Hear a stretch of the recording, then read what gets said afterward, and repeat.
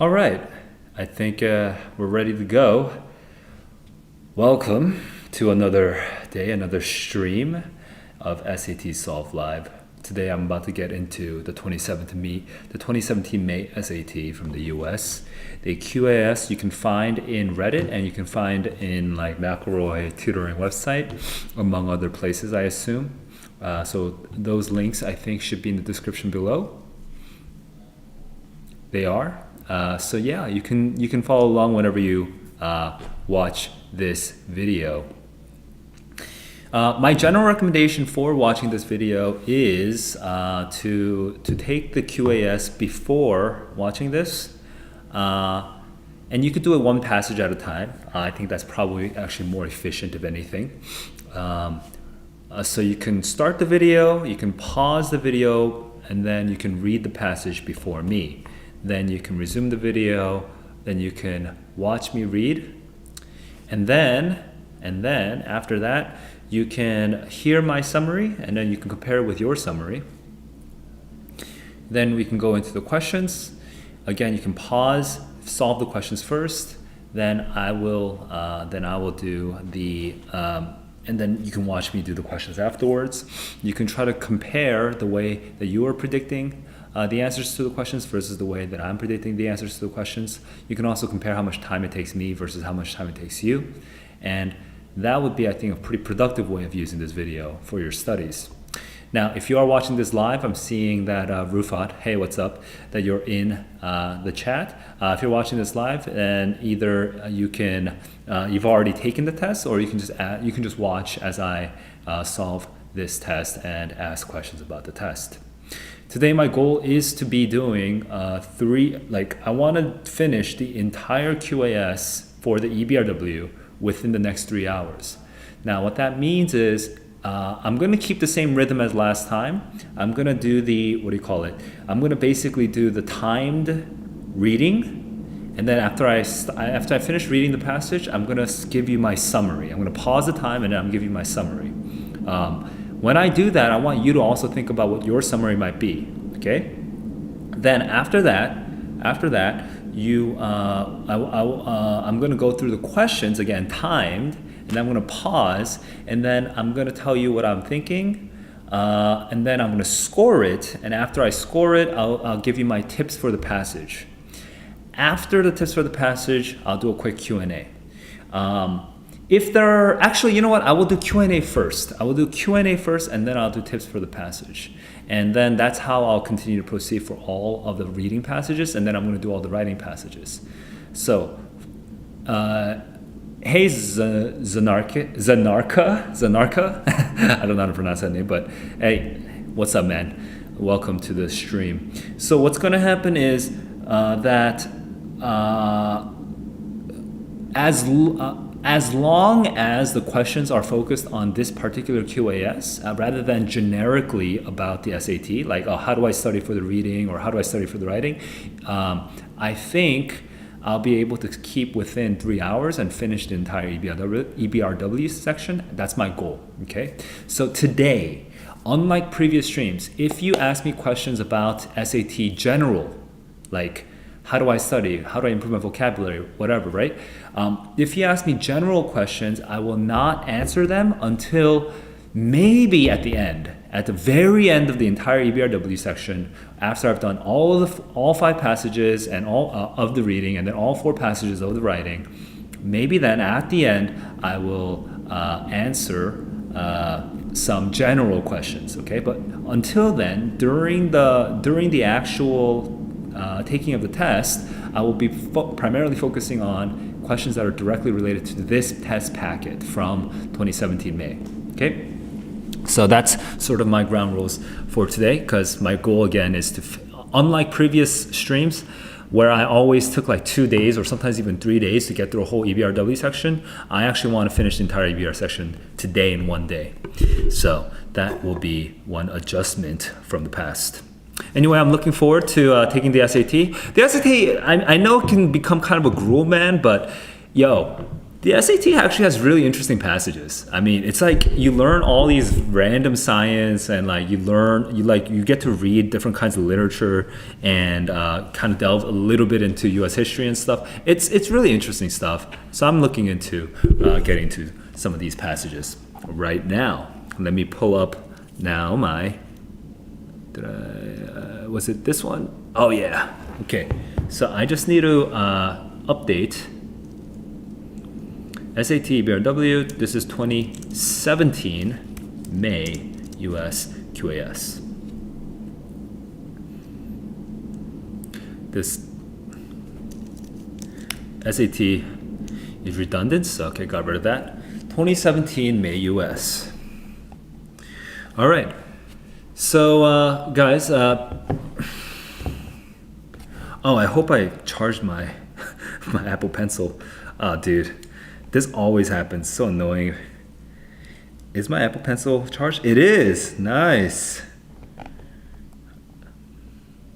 Okay. Hang on. What happened to my file? Hang on. Oh, okay. I was here. Gonna open it here. Nice.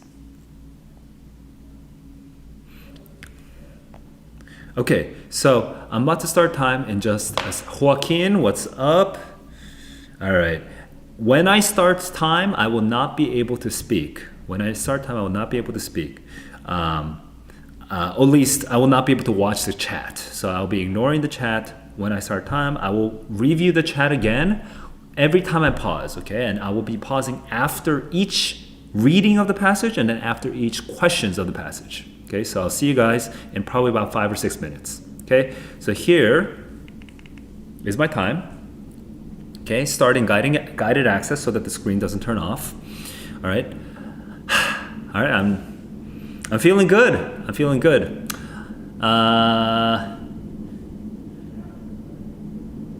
Just looking forward to reading some interesting passages. Let's get into it. 3, 2, 1, let's go.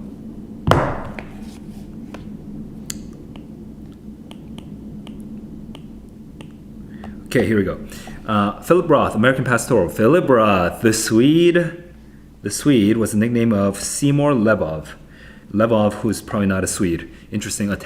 He's an athlete from the hometown of the narrator. So the narrator and Seymour are not the same people. I am at 20 seconds. One night in the summer of 1985, while visiting New York, I went out to see the Mets play the Astros baseball while circling the stadium with my friends. Looking forward to the game, I saw the Swede. His name was Seymour Levov. Okay, 36 years older than when I'd watched him. Oh, wow. So a lot of time had passed. He wore white suit. They're adults. A white suit, a striped tie. Handsome. Okay. Golden hair. Was a shade or two darker, but not any thinner. Okay. Fit him very well.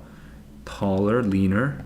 Then I remember him in the uniform was more the woman. There was a woman with us. Okay, who is that?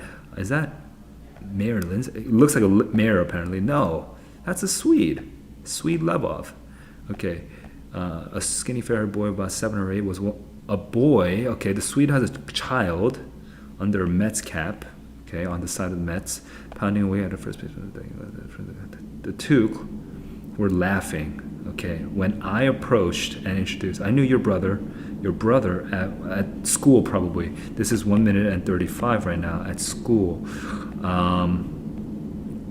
Let's go. You're Zuckerman? Okay, the author? I am the author.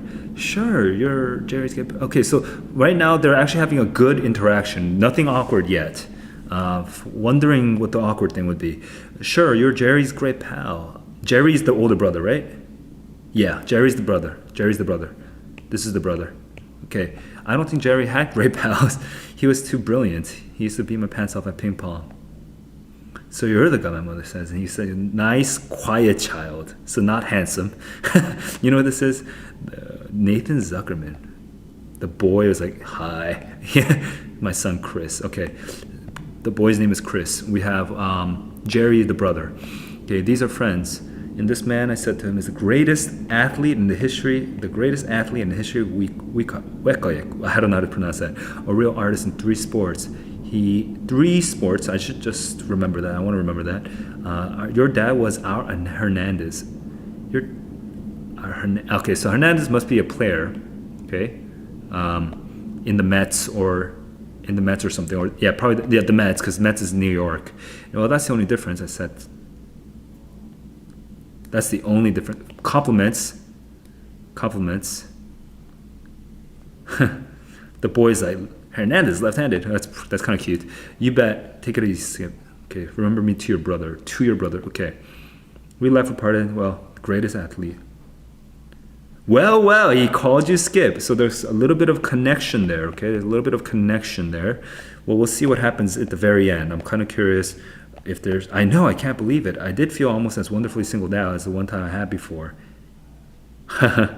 Singled out? Okay, let's see what happened. He got bullied when the sweetheart got so personal as to recognize me because of 2 grades I skipped in grade school. You might as well told us he was Zeus. Oh, I saw just what... Oh, okay. So what's interesting is he highly, highly admired this guy. And he's just meeting like this sort of American Zeus demigod kid. And that's what that experience was for him. Stop. I'm at 4 minutes. Okay. So I'm right now, I'm going to do... Okay, without looking at the page. In fact, I'll set this aside. I'll look at the camera. Okay. So without looking at the page, what I'm going to do is I'm just going to summarize everything I remember from the beginning to the end of that story. Okay, and I want you guys to do the same thing. So if just because some of you guys, I see that there's a couple people who are viewing. If you have taken this test before, in like the last couple days, because I kind of tried to announce, you can see the descriptions. I'm trying to announce what tests I'm going to take next, right? If you've taken this test, I want you to take the next like 20 seconds in your head or write it out somewhere. Think, what happened from beginning to end? Okay, just say it out loud.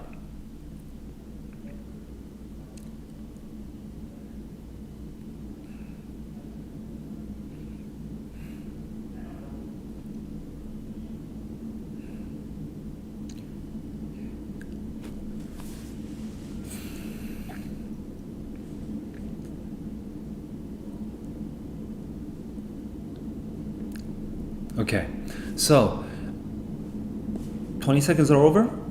You guys, if you are watching this, whether you're watching this live or replaying this, you should have some sort of summary of what happened in that story. I'm going to give you my summary now, okay, without looking at the page.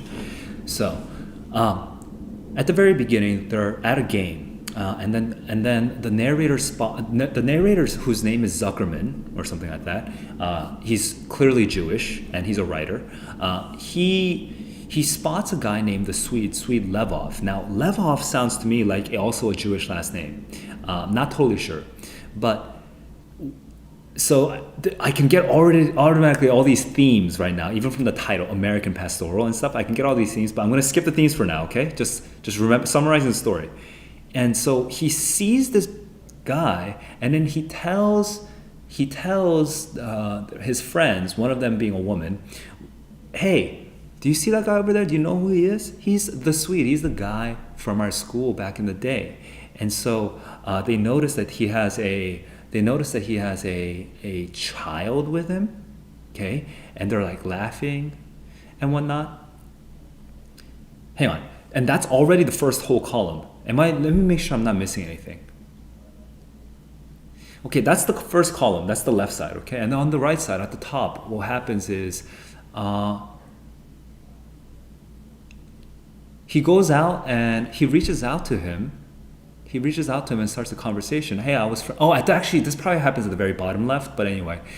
He goes out, reaches out to him, says, hey, I was good friends with your brother. And the thing is that the Swede recognizes him, and the narrator feels kind of surprised that he's being recognized. It's like, oh, you're the brother. You're the writer. You're the writer, Zuckerman. And then they kind of like get enthusiastic about each other, where the Zuckerman starts bragging about the Swede Levov to his own son, Chris. All right. Whereas the Swede is like, oh, Jerry was such good friends with you, and something about ping pong or whatever. And well, I guess Zuckerman like kind of shrugs it off about ping pong, but like, but like apparently they were all tight. The brother Jerry and Zuckerman. And then we get into the son, and then Zuckerman is talking to the son, and the son is like, Hernandez is left-handed, but like what Zuckerman was doing was like giving this massive, like this huge compliment to the Swede just in front of the Swede, and they're just having this good, this feeling good moment of just like introducing, like just like kind of reliving those moments. It's like there's one of those emotional moments of just feeling good to see somebody and being recognized. And at the end of the story, at the end of that column, they finally kind of, I guess they split up. I don't remember the splitting up, but then but then Zuckerman goes back to his friends, and the woman's like, "Man, you act like you're like starstruck, you just seen Zeus or something like that." That happens in the third column at the top, and then that's it. But the main thing is that the Swede recognized him, and he wasn't expecting that. The whole time I was predicting that maybe he had been bullied by the Swede when he was a kid. It's like he'd been bullied by the Swede because he's like this athlete and he's just like this nerd who writes books or whatever. But that didn't turn out to be the case. It was just that he admired the guy so much for being good at 3 sports, blah blah blah blah. And you know what it is? Now I'm going to move into the themes. This is a Jewish American, and Jews are not famous for sports in America. It's if you play baseball, that classic American sport, until Jackie Robinson broke the color barrier and everything, in America, you wasps, when you are in high school, if you are adored, right? If you are in the 1950s, 60s, 70s, and so because this takes place around the 60s, they were probably in school in the 60s, right? In the 60s.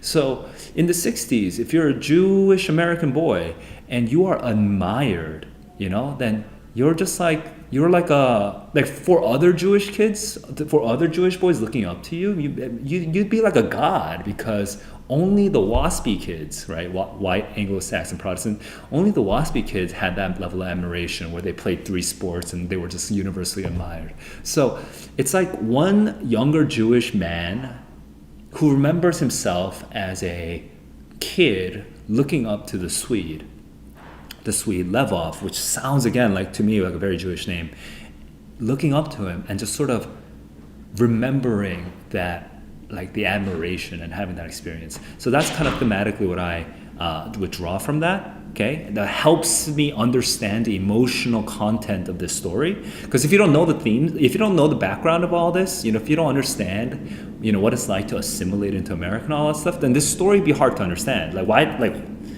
this old dude meets some other old dude who has a kid and they just compliment each other. What's the whole point of that story? Like what's the conflict? What's the problem, right? Like what, it would feel like a very pointless story if you didn't understand the background themes on that particular thing, right? You can kind of hint at this theme. If you're a very good reader, if you read a lot of novels, you can kind of pick up the hint of this theme from just the title. The title in the blurb is American Pastoral. So you can kind of know what that is, especially if you're paying attention to the last names and you know like the ethnic backgrounds of these last names. So, wow, that was me remembering the past story. Let me look back. Let me see if I missed anything.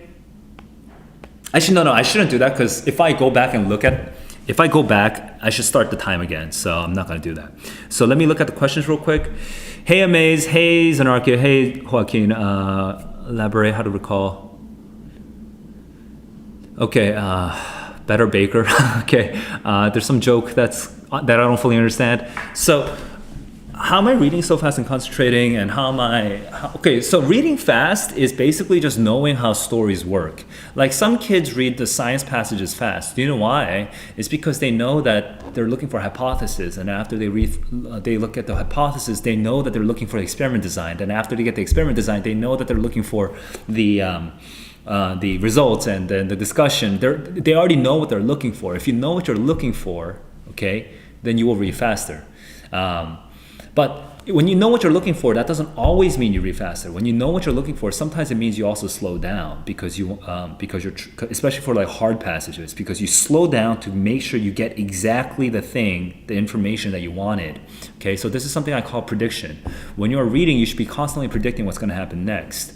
I can't teach that one skill. Like it's not possible for me to teach that skill in just like a YouTube stream. It's impossible. I'd have to actually sit down with you and actually talk to you about like what's in your head. So I can't teach you how to read faster through prediction, but that is how I do it. Okay, that is how everyone does it. The only way that you can get faster is by knowing what will happen next, or at least trying to guess what will happen next.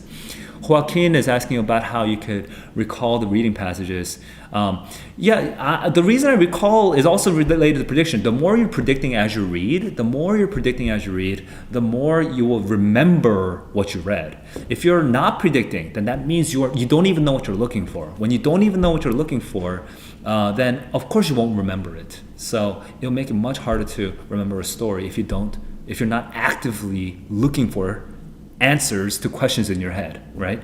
I mean, it's the same thing. Like let's say there's a friend named Bobby and a friend named Chris, okay, and they're both walking to the stadium, okay. But Chris is being lazy, and Chris isn't thinking about how to get to the stadium, okay.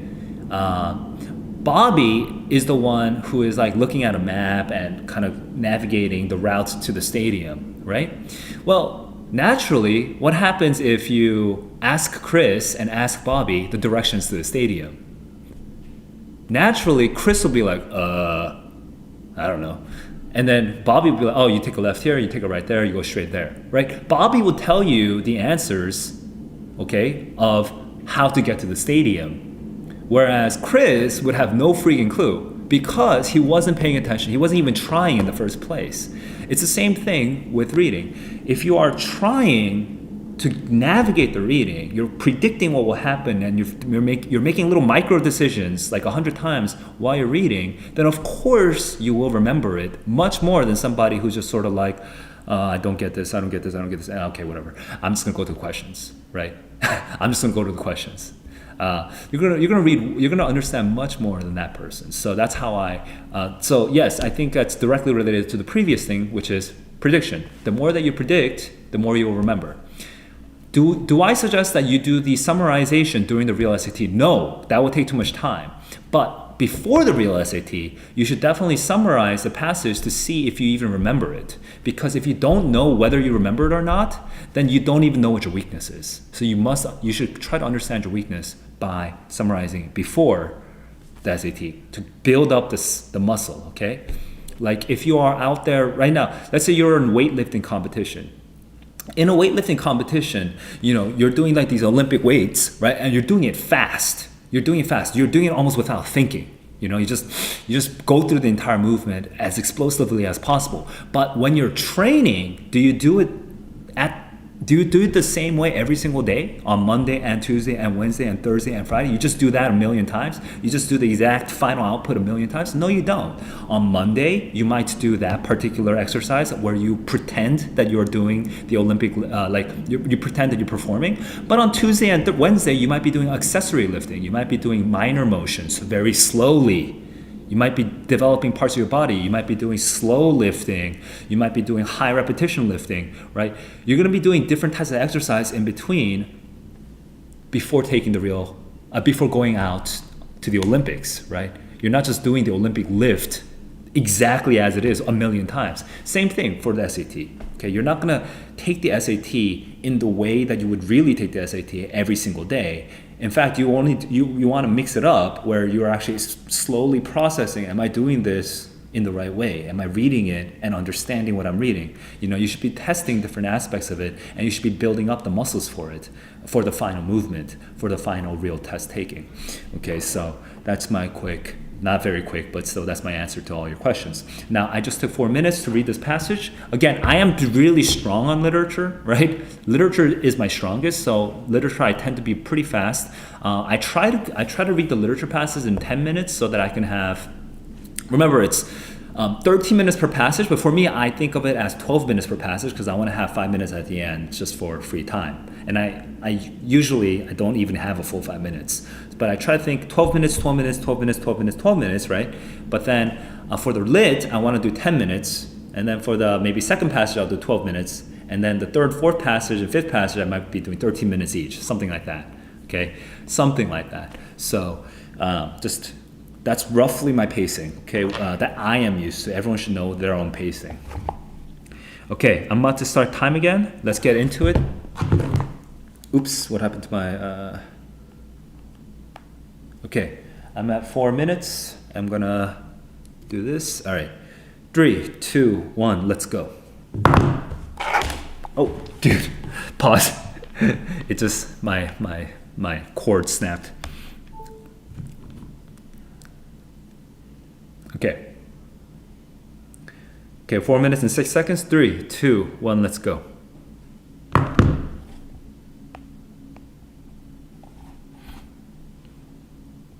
What the heck? Come on. All right. Main purpose of the passage is to demonstrate, to depict a catch-up experience where an accidental meaning reveals the, yeah, cool. 425. Main theme of the passage is that idolatry, like admiring somebody who is really good at sports. I don't know. No, not everything has changed. Memorable person from the past. Yes, feel like a child. That is correct. 440. I'm not even gonna double check. I'm not double checking C and D. I'm 100% sure on that. 11. Exquisitely, most nearly means. Exquisitely, most nearly means. Oh, fit him exquisitely. Fit him so perfectly. So perfectly. It's right there. 455. Okay, let's keep going. Which choice best supports the conclusion that Chris, the Swede's son, reminds the narrator of the Swede? Maybe the hair? Bottom left? Bottom left, maybe the hair. Something like that, right? Skinny, fair-haired boy. Yeah. As had the Swede, but here we have the mitt. Dangling mitts. That's 2021. 2021. Yep, skinny, fair-haired boy and the mitt. So we have both sides, so that's 525. Okay. Meaningful irony in the passages that while the narrator admired the young Swede's accomplishment, hang on, what? The Swede also admired him back. Isn't that a meaningful irony? Also admired him back. Yeah, that's exactly right. That's that 545, and that's top right. That's top right. So you're the reader, and he was right. The author? I am. So see, this, you have to know how he feels. He feels amazing at this point. 28. Hey, is that 30 or 28? 28, 20. Oh, hang on, what the heck? What? 22 to 24 and 34 to 38. That's 22, 24. What's 22, 24? No, 22, 24 is not useful. 30, 34, 34, 38.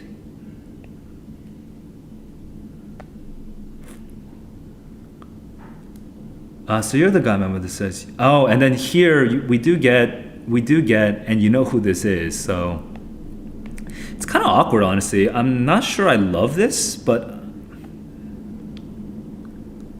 I'm gonna come back to this, okay? It's a little weird.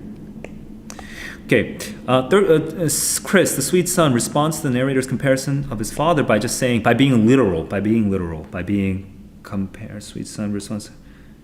Pointing out a problem with the comparison, that's correct. When he says he's left-handed, 655, let's go. And then we're at 8. When someone repeats the narrator's phrase, the greatest athlete,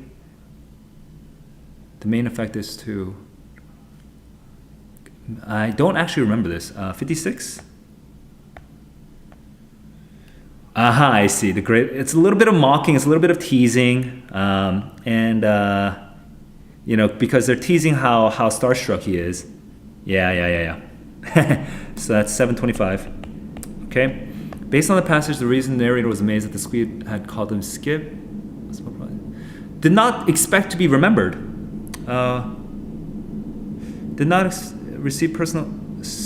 I assume B. Okay, I'm gonna double check now because I don't think Skip was his actual nickname at all. No, we have no idea. Yeah. Take it easy, Skip. That one's gonna be hard if you're not culturally American. Yeah, if this is a most probably, yeah. Dude, that one's hard if you're not culturally American. Okay, the reference to Zeus mainly serves to sort of amplify how starstruck he is. Yeah, that's correct. Let me just double check BCD. Not shock. That's too strong.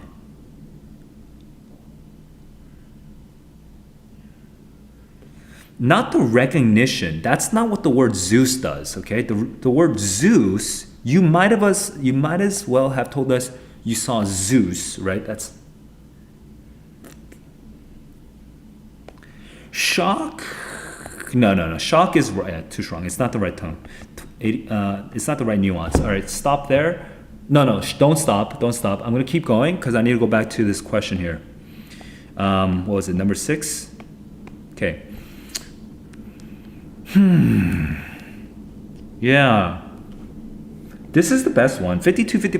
Because 52, none of this is going to talk about his accomplishments. Right. So it has to be 34, 38. You know, we're good. So that's 9, 10. I stopped. 9, 10. So over here I came back and I went to 9, 10. So then I finished at 9, 10. All right. Okay, so I'm gonna score myself now. So this is actually faster than I was expecting. I think it's just because I'm well slept today, so I'm actually faster than usual. Let me see. And I'm confident in like every answer. The last one was a little sketch, but I'm confident. You know, I don't want you to bother double checking. I'm confident. So I'm gonna go. Let's go to, I need to zoom in on this document here. Okay, cool. So right now for 1, 2, 3, I chose DBB. I chose ABBC, ABBC. And then over here I chose CBA. And then we have CBA, that's 10 out of 10. Okay, so that's the first passage. I'll take any questions that anybody has. I'm seeing that there are no questions at the moment, so I might just skip if there are no questions, and I'll just go straight into my tips for this passage.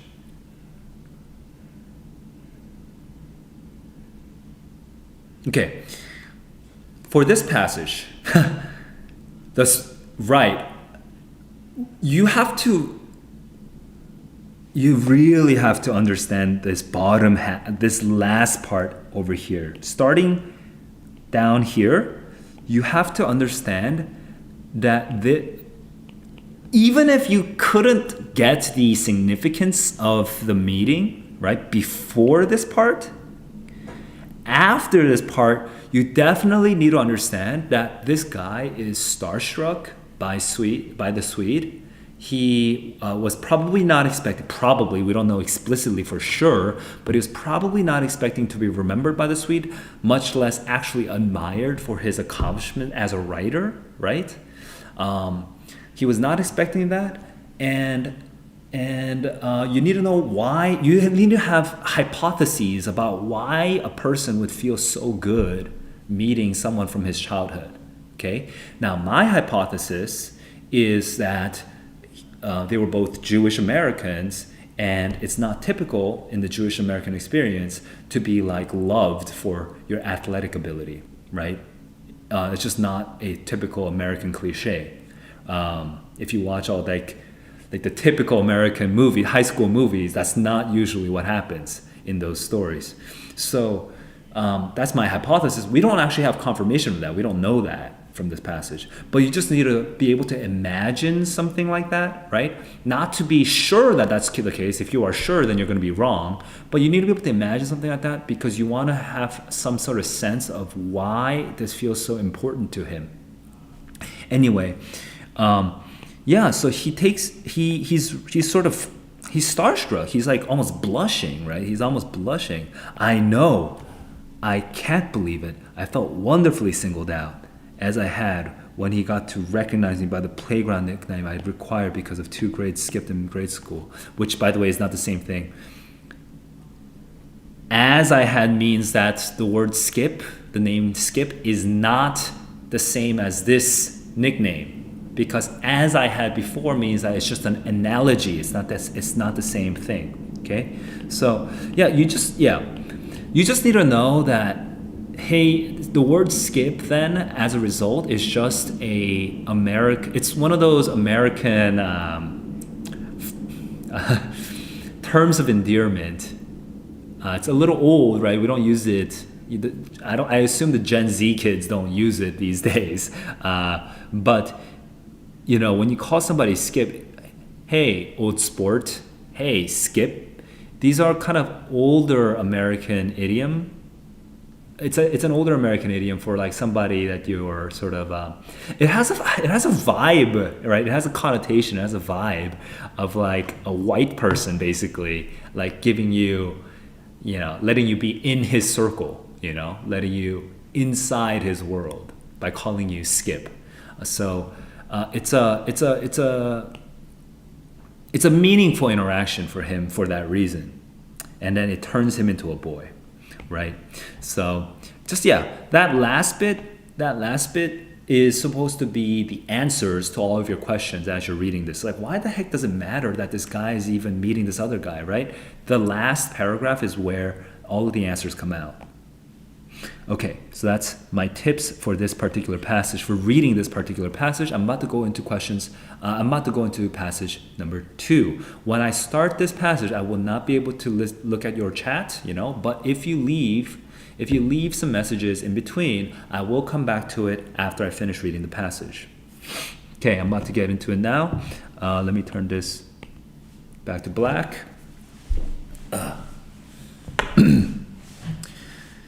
All right, I'm at 9:12, so I said 9:10, right? Here we go. 3, 2, 1, let's go.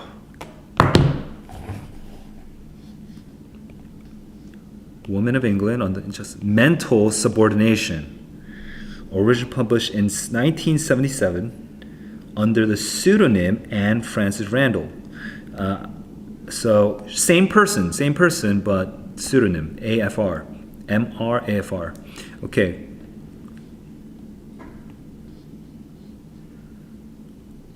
There's always an enemy. If she's liberal, there's an enemy. If she's liberal, she's deemed prodigal.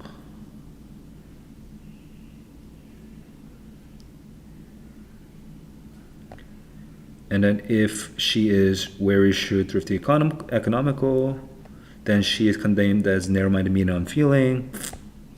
So, summary is, she's screwed either way. A generous woman is a fool. Okay, so this is summary. If a woman is not that's a summary. If a woman is not permitted to adjust a majesty of mind, why fatigue her faculties with the labor of any? Why even bother with education? Why even bother? Okay, if there's no way out of this, why bother? The parent of the preceptress. Internally only. Right. To put her into grasp of a weapon of defense against and at the same time commands her not to use it. That's crazy. Man says, you may read and you will think, but don't share it. Shut up. Then wherefore burden the young mind? Okay. Why expand the heart merely to render it more conscious that it's basic? Why teach the slave that he is a slave if you're not going to free him? A little learning is a dangerous thing. Let him not hope for luxurious mental harvest. So situated, woman is taught to discriminate just sufficiently to know her own happiness. This seems a little repetitive. So we have this allegory. We have this illusion within her. Hang on, sorry. Is within her view, but she's not permitted to attain. So you can see it, but you can't get it. Obliged to yield as, okay.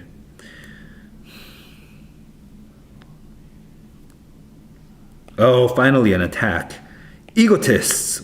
Woman is necessary to even to your existence, yet she must not arrogate herself. You idolize her personal attractions. You idolize her attractions as long as they influence your senses. But when they beat the prejudice, everything. Okay, wow. That would be fun to do a speech on. This is a fun speech. Supposing women were to act upon the same principle, egotism. If we were just as egotistical, what would be the consequences? The annihilation of all moral and religious order. Yeah, this is an old school argument. It's an old school feminist argument. We're at 12:35. Stop. Okay, so I'm at 12:35. Here's my summary of this passage so far. I read this in how many minutes? I read this in 3 minutes and 30 seconds. This is faster than usual. Yeah. I read this in 3 minutes and 30 seconds. This is again much faster than usual. I think it's just because I'm just well slept. I'm well rested. So if you see my other streams, there are times when I can't even make my time. I can't even finish all the questions in 65 minutes. But right now, I'm much faster than usual. Okay, here's my summary from memory.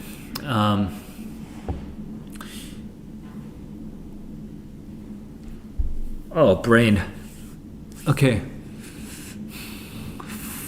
So we have 3 columns. Okay, first column. Oh no, we have 2 columns. We only have 2. It's a short passage. Wow. Yeah. Okay, so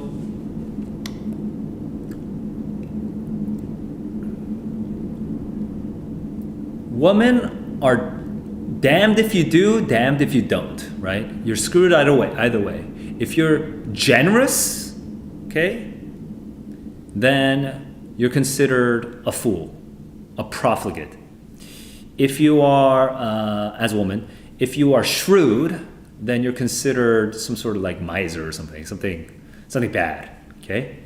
Damned if you do, damned if you don't, is the first paragraph. The second paragraph and the third paragraph kind of blend into one long paragraph for me, but starting from the middle all the way on down, we talk about how women are educated, but like, why educate her at all, right? Why enlighten her as to, the reality of her situation if you're not going to actually let her employ her education at all, right? So she becomes aware of, like, she can learn and she can even think, but she's not allowed to share it with other people. Like with men specifically. So that idea keeps going on, and it even bleeds over into the second column on the next page up to the top. But starting at the end of the top of the second column, we actually come out and out. We just started condemning you ingrates or something like that. I don't remember what word she used, but like you impetuous little kids, like she like condemns the men for being hypocritical, and that's basically how I remember the passage ending. That's basically how I remember the passage ending. And before that, there's that Tantalus allusion at the very bottom of the previous column. But yeah, there's a bunch of analogies in there that I don't fully remember. But yeah, basically that's the thrust of the argument that I remember. Okay. So see, notice I don't always have perfect memory. It depends on the kinds of readings that I feel strong on, that I have much better memory on. So it's really important to just be really strong on at least one type of reading. And if you were a total blank slate, like if you're neither strong on history, nor literature, nor science, I would just say get strong on science. Okay, get strong on the science passages, because that's the one that, is 3 out of 5, whereas the other ones are just 1 out of 5. So learn the conventions of science passages. That's super important. Okay, that's my summary. And there's no questions, so I'm going to move on to the questions themselves. I'm at 12:35, or specifically 12:37. Here's the time. I'm going to change this to blue. All right. Oops. Okay, 12:37. Okay, here we go again. All right. 3, 2, 1, let's go. The main purpose of the passage is to hang on. it's to condemn men for this hypocrisy or something like that. Pursuing unusual practice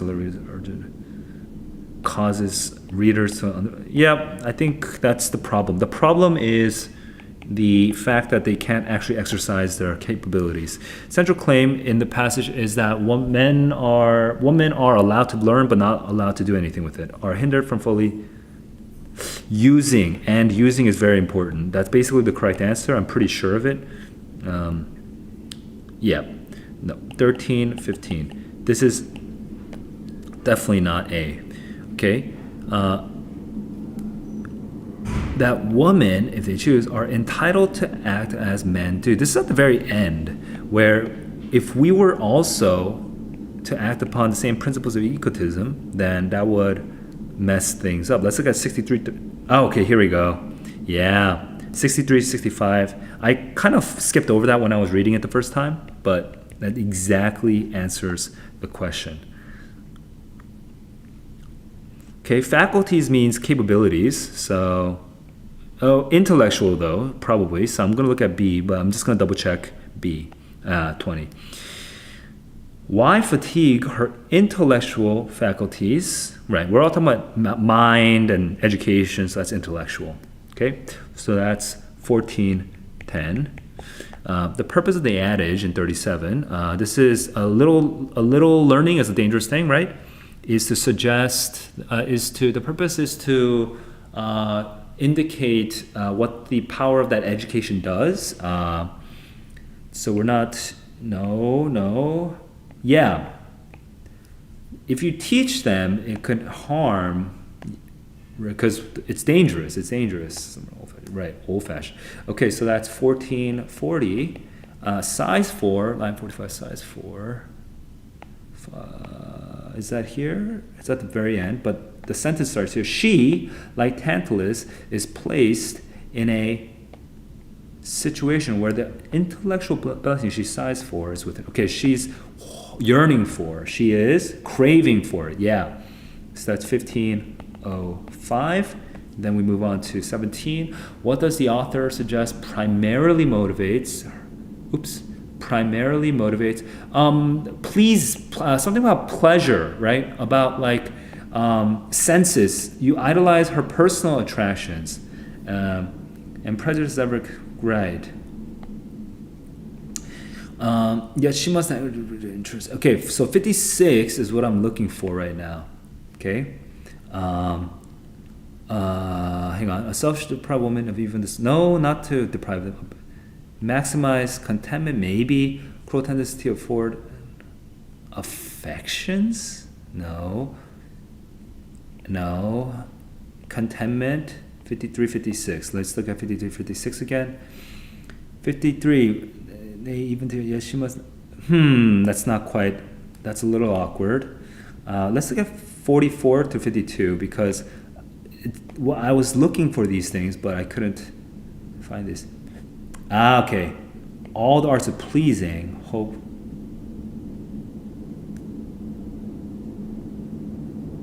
Our own. Yeah. So I actually completely missed that when I first read it. That's why I couldn't find it immediately. Yeah.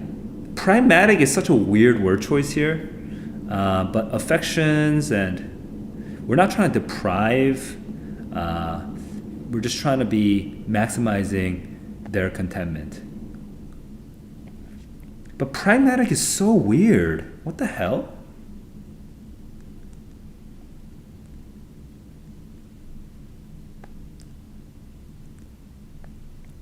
Egotists.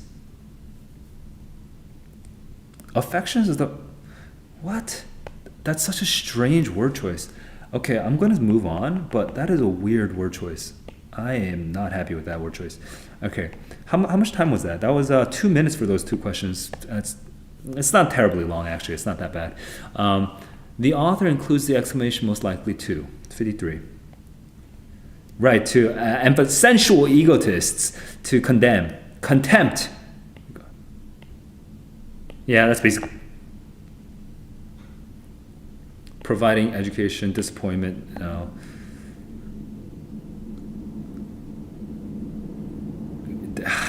such C is demonstrate. Yeah, 1745. Yeah. Egotists, presumed, contempt, excess. Yeah.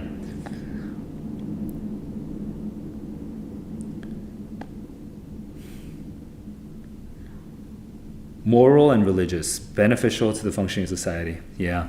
So that's definitely 1805. All right. Okay, so that's moral and religious. I can answer that for sure confidently without looking back. This is so effed up, man. Oh, well, let me double check.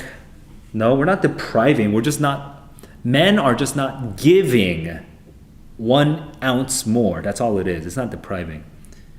But then withhold affections is definitely wrong. Fairly is also off. Dude, that's the only answer choice left. I came back to it, 1835, but it wasn't worth it. Such a pragmatic is such a bad word choice for that, man. 1840. Okay, so that is the second. That is all the questions for the second passage. Questions 11 through 20. I'm about to score this now, so let me score this. And then I see that there's no questions, so I'll go straight into my tips after this. Here, from 11 to 12, I chose CB. 11, 12, CB. Then I chose DBDB.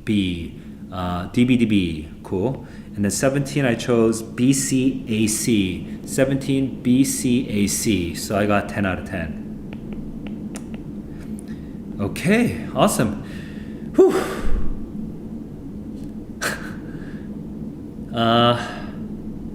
Yeah, so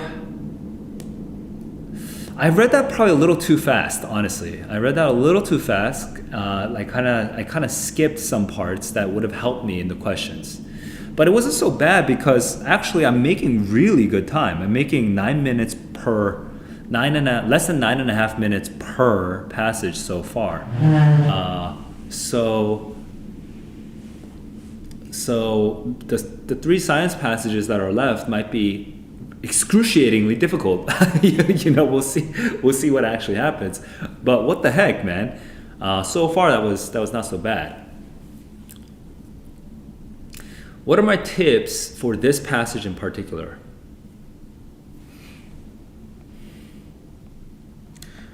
Okay, well, like if you just need to know, she's always going to find an enemy, and then if you see this if, and then this, you see side A, side B, right? The 2 sides of how screwed she is, then you understand the first paragraph, okay? So as long as you understood, as long as you got this transition to the if, then you should be okay for the first paragraph, okay? Because then there's going to be 2 ifs, okay?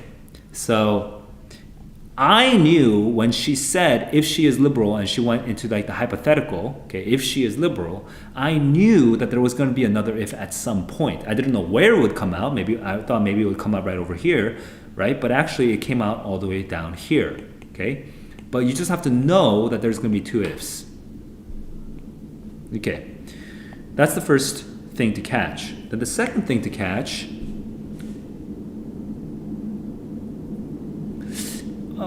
basically, yeah, you need to understand this rhetorical position, this kind of, what kind of argument this is.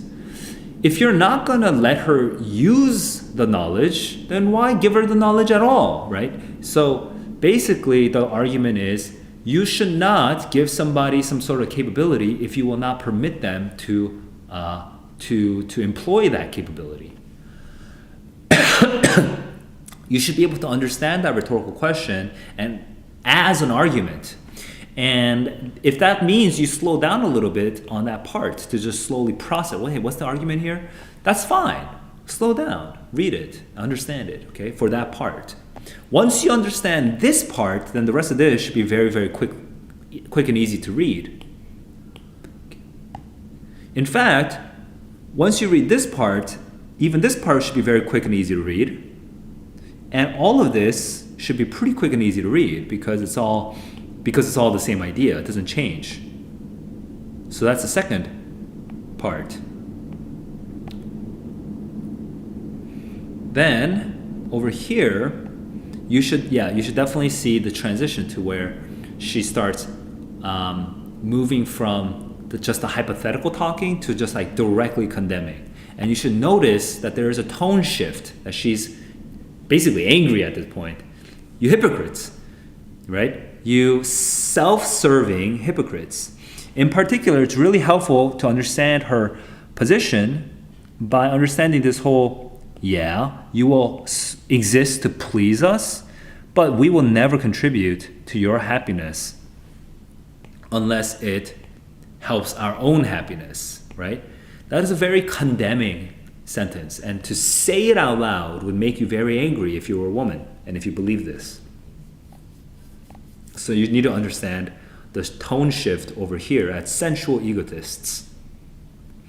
Finally, this bit of moral and religious order, this thing is really important. This is the consequence of what happens if women were equally as sensual egotists as men. Okay, so it's a hypocrisy argument. So because I understood this part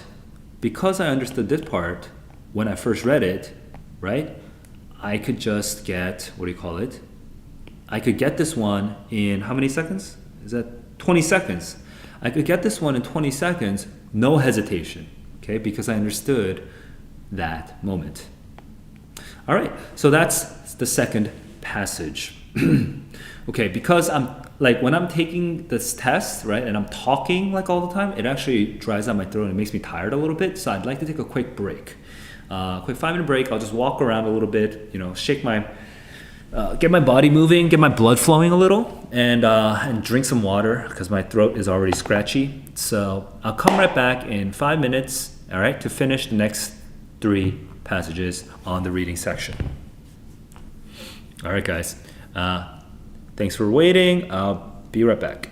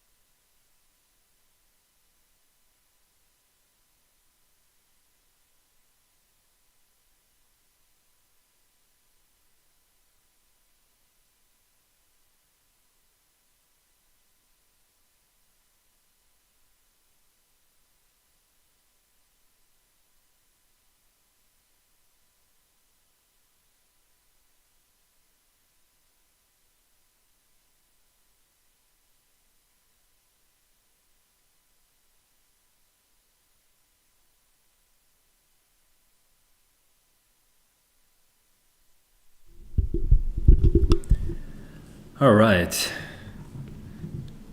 I still need like one more minute of break to sort of get my bearings. Man, it is it's like shockingly tiring to do to do even 2 passages while talking on that. I can't believe it's already been a whole hour. Man. Okay.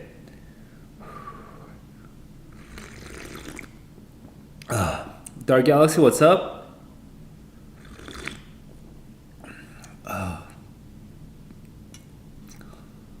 Man. All right, I'm about to get into the science passages. Today, feel free to ask questions about this test, about the May 2017 test, while I'm reading. And I will come back to your hey Adam, long time no see.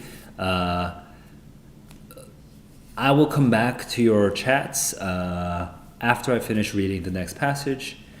I will always be taking a quick break after reading and then after scoring. Okay, so I'll be doing that as my rhythm for this stream.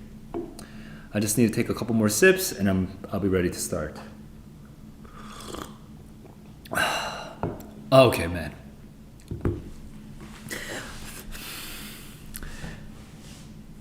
EBRW Math August school day. This must have been a previous year, so I'm not sure which test you're talking about, but if you know what passage that is, let me know, and maybe I'll be able to squeeze that into my QAS review schedule. Right now I'm at 1840. Okay, so let me just set up. And I'm about to get into the science passage pretty much right now. Let me just change the color. All right. Oh, I'm already pooped.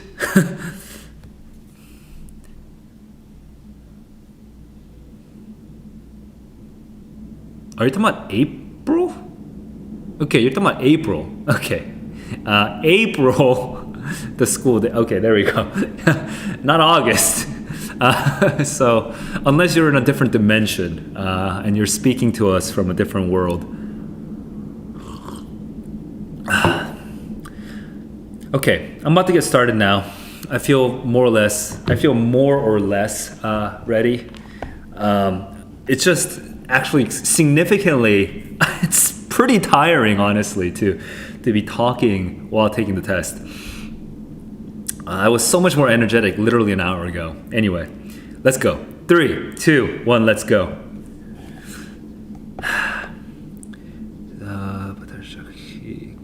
Star-crossing planets strut. What the heck does that mean?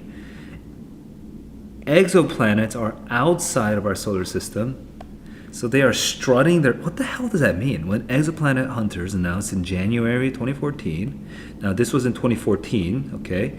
So they found a tribe of mini Neptunes, and the lightest planet ever detected, the lightest planet outside our solar system. They highlighted more than just the diversity. They also showed an up-and-coming method of calculating the massive alien worlds from the way they eclipse. How is this related to strutting their stuff? I'm at 1930 right now. I'm actually a little confused. The new technique, okay, is called TTV, okay, is enabling astronomers to fill out their pictures of dozens of exoplanets, okay. The transits reveal only the eclipses or transits. These are 2 words for the same thing. Reveal only a size and period. Okay, only size and period. They also need its mass. Okay, they also need its mass. Traditionally, they've resorted to telescopes, but TTV can determine masses from transit data alone. Okay, interesting. Okay, so strut their stuff means that the way that their weight is strutting, right? That actually shows how heavy they are. Okay, I got it. So I'm at 2020 right now. The technique was a brainchild of Holman, okay, at Harvard. If two happen to be orbiting, they reason, their tugs, this is relating to the strutting on each other, would alter their periods, okay?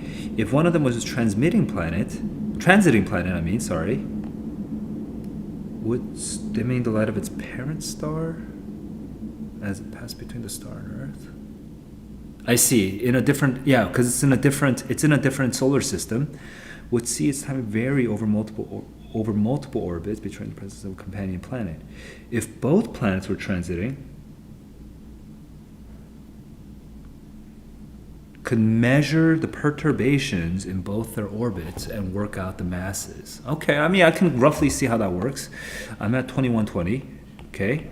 Holman and a colleague published the idea in 2005. Now, what was this 2014 over here? 2014 was 9 years later when they were using this method, okay? And Eric Agol, okay, a similar, almost simultaneously, okay, so it's not just Holman. For years, however, they failed to do it because all known exoplanets are gas giants. So this is important because it doesn't work on gas giants. Theorists think such planets form farther from the star and later a little, clearing away any. So they have no wobble-inducing companions. Okay, so this is like an interesting qualification. Moving on. Then the technique became practical thanks to Kepler. Okay, wow, this is complicated. Which until 2021, this is complicated. Holy crap! Began delivering data on dozens of planetary systems, many of them consisting of multiple planets. In 2010, began making TTV detections. Okay. This is growing. Okay. Okay, it's another transition, and then we have this David Kipping. Okay, came across. Hang on, is this guy Kipping? Okay, not sure.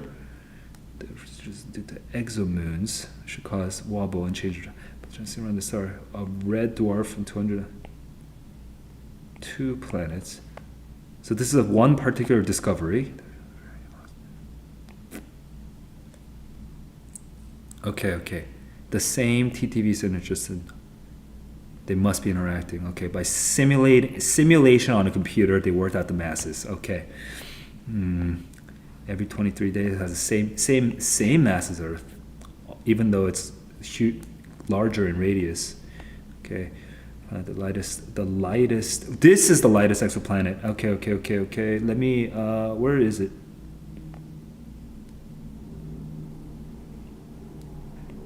Okay.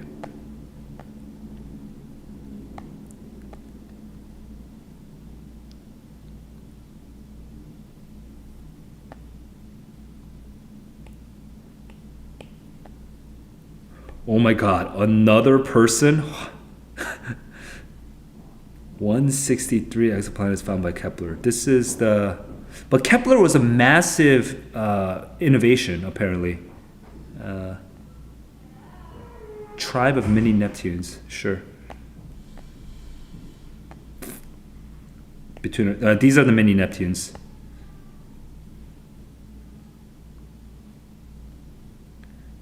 Bigger radius, density declined.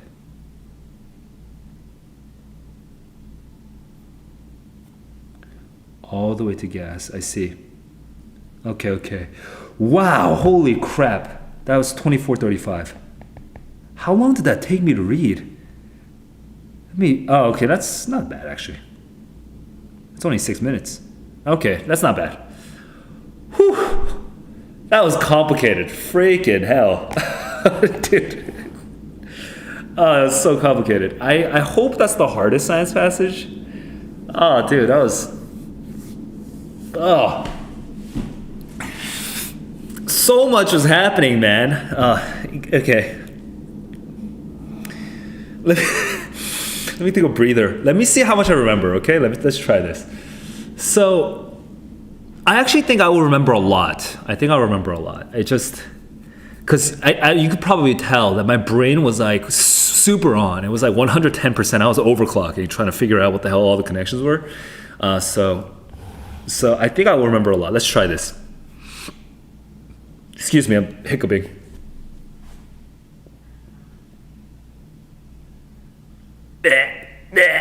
Okay, give me a sec. Okay, so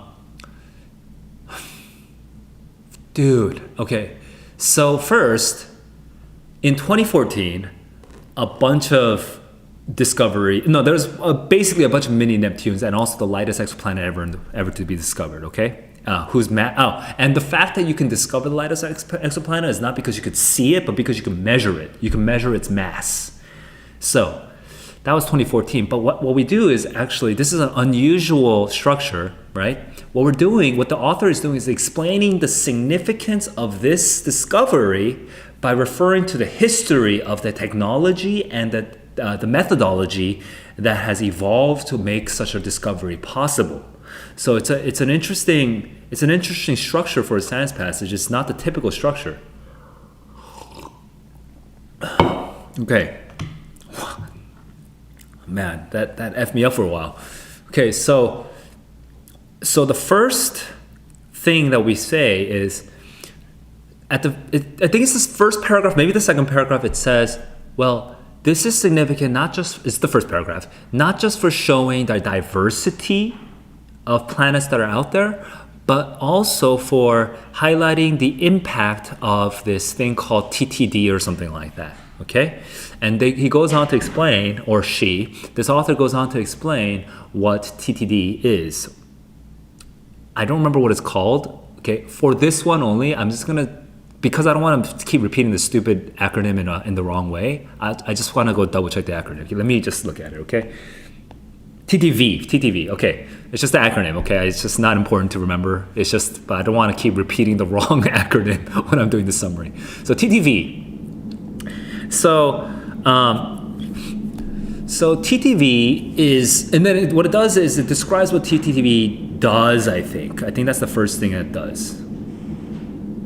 No, it doesn't. The first thing that the author does is explain why TTV was even necessary. So previously, there was a way of measuring not the mass, but just the two other things, like the radius and the orbits or something like that, right? You can measure like the size of a planet, I think, and like their orbital path or something like that. Okay, it's an exoplanet, so it's far away. It's out of the galaxy, right? It's out of this, not galaxy. It's out of the solar system. They have their own stars usually, or whatever, right? But we can measure these two things, but we can't measure mass. The only way to measure mass that existed at the time before TTV was only doable if it's not all gas or something like that. There was some sort of limitation on that. I don't remember what that was. But then TTV allows you to measure mass generally, okay? Something like that. Don't fully remember the exact logical connection there, okay? Like what the difference is. That's up until like the middle of the left column. Now, once we get down to the bottom of the left column, what we're getting is something like, still TTV it still was limited, okay? Because there's some sort of measurement that was not capable, that was not being, it was not feasible or something. I don't fully understand what that was, but basically the Kepler telescope, whatever the heck it is, Kepler is this thing that was a huge deal, okay? Because this thing had been discovered in 2000, like the TTV I think was innovated on like 2004 or something like that. Right? But 2009 or something like that, we finally have Kepler, 2010 maybe, and it's starting to pick up data on all of this sort of exoplanets out there, okay? And the combination of TTV and Kepler allows there to be like an explosion for 3 years, from 2010 to 2013, of data on the mass of planets, finally, planets that are way far out there. And the first discovery that gets covered in the top right, like top and middle right, is the exoplanet, the tiniest exoplanet. The tiniest exoplanet, it has Earth's mass, so it's as small as Earth. But, sorry, when we say tiny, I actually mean lightest, not tiny. The lightest exoplanet has the same weight, mass as Earth, but it's actually something like 3 times bigger. I don't remember exactly how big. And then the next discovery is from Northwestern. I don't remember. I know for some reason I remember the Northwestern guys, but like the Northwestern guys discovered a bunch of mini Neptunes between Earth and Neptune. But one of the key discoveries of those guys is that actually the larger the radius, the less dense it is, and the more gaseous it becomes. And apparently this is going to have implications for all future science explorations into, planetary explorations. And that's basically the final sentence. Whew! That's my summary.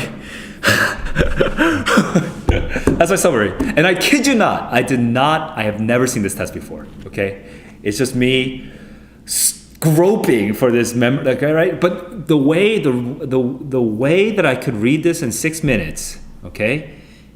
I think some of you might have noticed some things that I did that you probably would not have done. But you might have noticed some things that I did. Like I looked at the dates, and as soon as I saw the dates and I noticed that everything was out of chronological order, right? I kept double checking the dates. I kept jumping around to make sure that I could web it all together into one idea, right? That made coherent sense to me. I'm pretty sure 80% of you are not doing that, if not 90% of you, okay? So learn from me. That's at least one thing I did. Another thing I do, and this is something I do almost every time, but remember I was like frustrated. I was like, oh my God, so many people. Well, one of the things I do to deal with there being so many people is I put their initials down on the side in the margins so that it just feels less overwhelming to have all these names, right? It just feels like I can package them a little bit better, because then sometimes I even remember them. I'm like, oh, ML, right? Do I have ML? No, MH. But it helps me to keep track. Like, oh, there are these people, and they came out at this time. They came out at the middle, and then the bottom, and then right. There's the Harvard guy, and then the bottom guy, and then the previous to Northwestern guy, and then the Northwestern guys, and so I can kind of sort them out. I don't fully remember every single one of them, but I still can sort them out. So those are some ways that I can process all this information, so much information, right, and still remember most of it. How did you guys do when you tried to summarize? Did you do better than me? If you did do better than me, I'd be really curious. It'd be amazing if you recorded your summary, if you recorded it and actually shared it. So be really curious what your summaries were. Oh my God, that was overwhelming. All right, overwhelming passage, but I think we can get right back into it.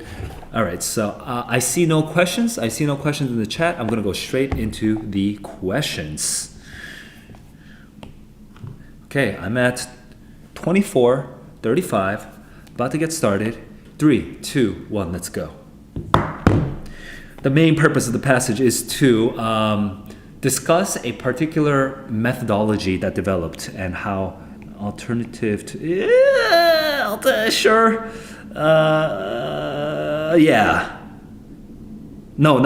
suggest is wrong. It's 24:55. Central claim, that was very strange. Yeah. Central claim is that Kepler plus TTV made a huge difference. More accurately is a little sus. I don't think they could even measure it before at all. Skilled in using? No. More planets than, no. Okay. More accurately, I guess, must be the right answer because I just eliminated all the other ones because I didn't remember more accurately. Let me just double check. It should be top left. I didn't. Yeah, I actually kind of forgot this bit. Rocky, gaseous, or some mixture. This is important. Okay. Ground base. Okay, I see. Well, I don't know. Whatever. It's good enough. So I'm gonna just add. I spent 30 additional seconds on that. It's not the worst, but I'm gonna move on. I spent 2 minutes on that one question, right? No, 1 minute on that one question, not that bad. Over the course of the passage, the focus shifts from TTV to Kepler. It also shifts from the history of the history of the technology, of the background, everything, and then the actual studies. No, not difficulties, not experiments, procedure to an account. Yeah. 2635. That's what I was looking for. Based on the passage, which question are? Oh, yeah. Eshan was unable to answer. Oh, unless they know the gaseousness, rockiness, gaseousness. Yeah, that's basically right. Yeah, that's the top left. Top left. Well, was that 15 to 17? Right here. Yeah, to know. Yeah. 15 to 17. Oops. So that was 2710. Traditionally means historically, probably. I'm like almost certainly. I just need to double check.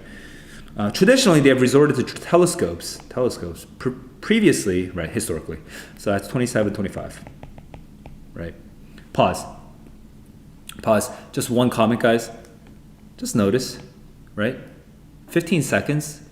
Like you basically want to be answering how many questions? Maybe after this, I'll actually count, but you want to be answering at least 3 to 5 questions in 15 seconds or less, okay? If you want to use my approach, okay, of reading the passage first, you want to be using it, you want to be answering in 15 seconds. I call this the no-look answer. It's from basketball, the no-look pass, where you don't look at where your teammate is, you just pass. Same thing with no-look answer. You should be able to just get the answer with high confidence, where you don't go to the arduous labor of like, oh, is this right or wrong? Oh, is this right or wrong? You don't, right? Process elimination is totally overrated. Okay, process elimination is time intensive. It's so much work to do process elimination. Are you process eliminating every single question on the math, for example? No, you're not, right? So it's so overrated. You shouldn't be looking at A and B and C and D with equal love and attention. Okay, you should be confident in your answer, and you should just choose it. It should be done in 15 seconds, and without even looking back at the passage, at least 3 to 5 times per passage. Somewhere in the range of at least 3 to 5 is very confusing, but 3 to 5 times per passage. You want to be doing that, okay? Because that means that you're actually reading properly. Okay. Now this one is not a no-look answer because I actually did. I mean, this one I kind of have to look back, right? But for the questions that permit you to finish within 15 seconds, you should try, and they typically will be no-look answers. Okay, moving on to the next question. 3, 2, 1. Why was the TTV technique difficult to implement before the data became available? I don't remember the why, so I need to look at the bottom left. Failed because we're gas in tight orbits. Oh, no wobble.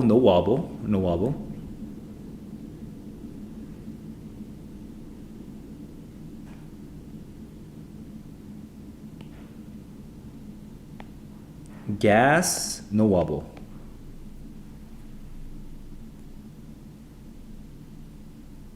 No. Locate, no. Different set, no. Did not, hang on, that might be right. Companions? Hang on, I guess I didn't fully understand how TTV works, but it must be right. TTV, how does TTV work? You need 2 or more. Okay, you need 2 or more.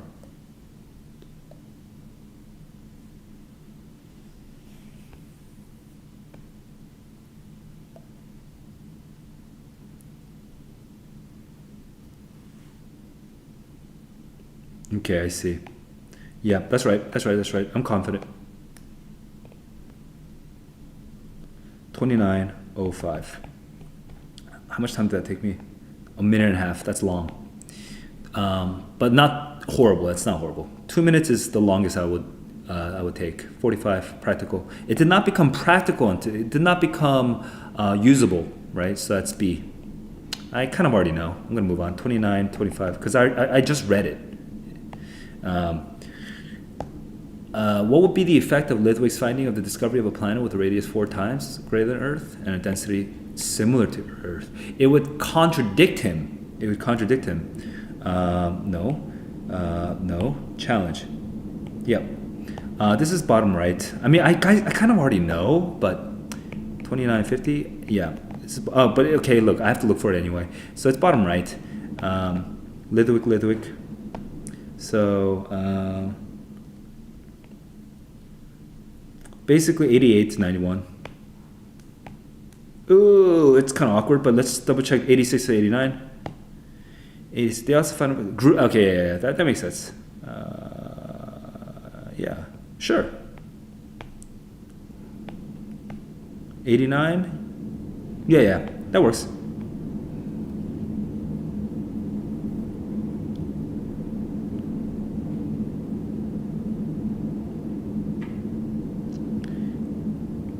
It becomes more gaseous once it gets greater. All right, 30, 40. 30, 40.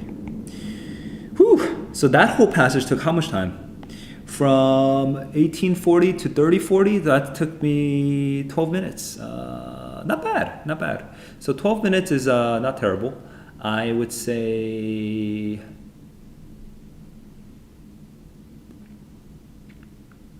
Yeah, I would say that despite my falling energy, okay, because I'm actually exhausting myself by explaining everything as I'm doing it, despite my falling energy, I think it means that I'm still pretty alert. I'm doing okay.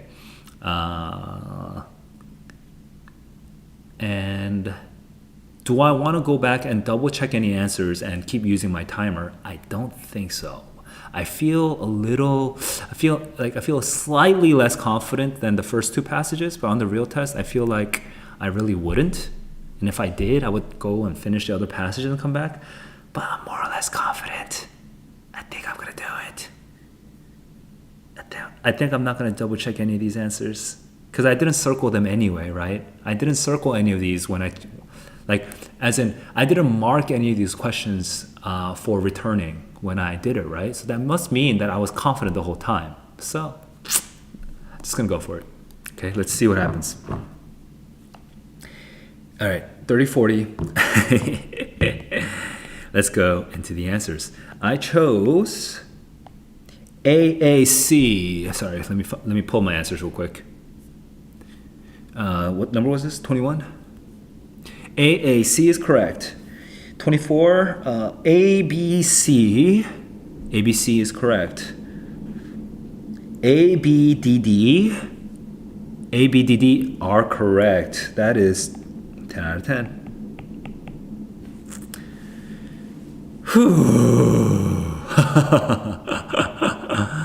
Whoa. Okay. Okay, 10 out of 10. 3 passages. Right now I'm 30 for 30. I'm not gonna take a break. I'm feeling tired, so I want to take a break, but I'm not gonna take a break. I'm gonna keep pushing. I'm gonna keep chugging along. Okay. So let me just take a quick sip of hot water. Calm my throat down a little. All right, and let's get going. I see no questions. I see a request. I'll reply to that request later, but I see no questions about this passage anyway, so I'm gonna move on. I'll take any questions that are not related to this test at the end of the stream. Okay, here we go. Here we go. 3, 2, 1, let's go. Farming conquered Europe at least twice. Interesting. What does that mean? Conquered. Advancement in science. Sure. 2011. Balter. All right. 30, 50.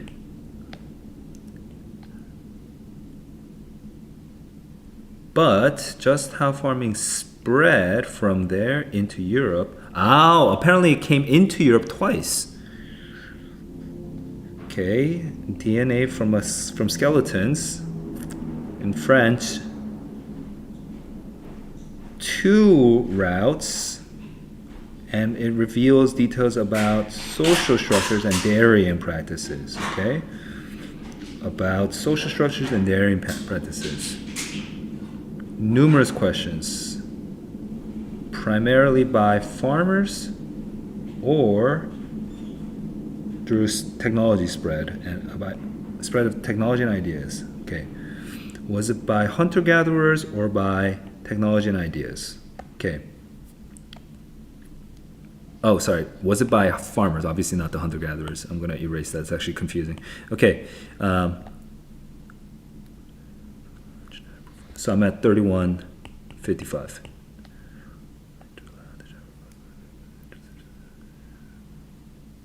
Farmers, not just their ideas, okay, spread westward over the millennia, reaching the British Isles. Yet other studies have come to the opposite. Okay, so this is backwards. Okay, this is through genetic profiles, okay? Okay, this is when we're doing genetic studies. But now in recent years, we're sequencing the DNA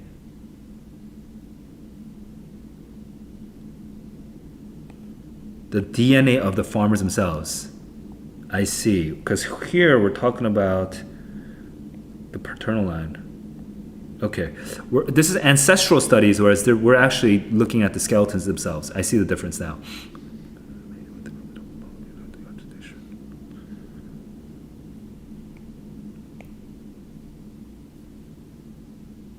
Okay, possibly resolving the contradiction above. We're at 33 minutes right now. A new study, we have a different study now. It's not super overwhelming yet, but we have Marie Lacan.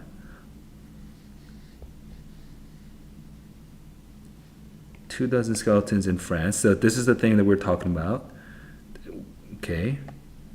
In the introduction paragraph, and because the bones add up to, I'll just write down the time, 33. I already wrote the time just a little bit ago, but whatever. 149 individuals. The individual was sampled only once.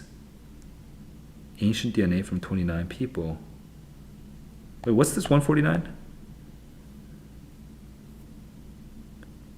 149 individuals. Okay, was able to obtain from 29. So 29 out of 149. Different origins. Okay, so this supports the previous. Okay, the previous study.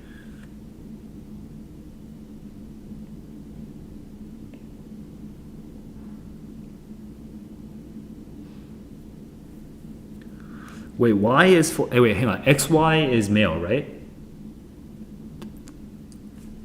Hang on. Is XY male? Dude, I don't remember biology. Holy crap. Wait. Local and male is from. Okay, male is from. Okay, so local. So local should be female, and Y is male is from outside. From outside. Okay. At least one additional route via Southern Europe. Okay, this is the German studies, I assume. Yeah, this is the German studies. Okay.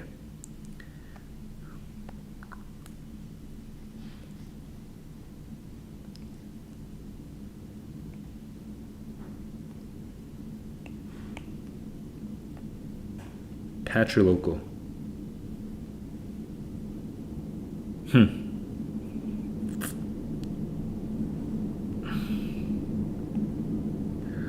Okay, they can't lactose intolerance. That Central European farmers inherited dairy.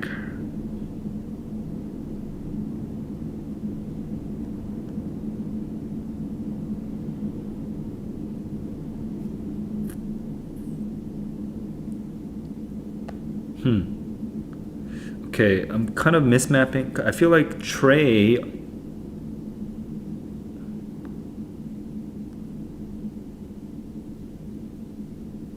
were lactose intolerant, whereas the Mediterranean, Yeah. So Tray and Mediterranean are connected actually. Okay, it's kind of confusing, but okay. 3610. Stop. Whew. Did that take me 6 minutes? Took me 5 minutes and 30 seconds. Not bad. I want to stay under 6 minutes generally. I want to stay under 6. It's okay to go over 6, but only when I'm like tired. I try to stay under 6.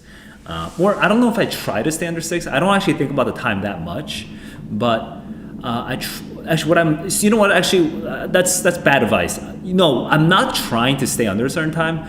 I'm just trying to build all the connections between all the ideas so that I understand it. So if anything, what I'm trying to do is keep my utilization rate of my brain very high.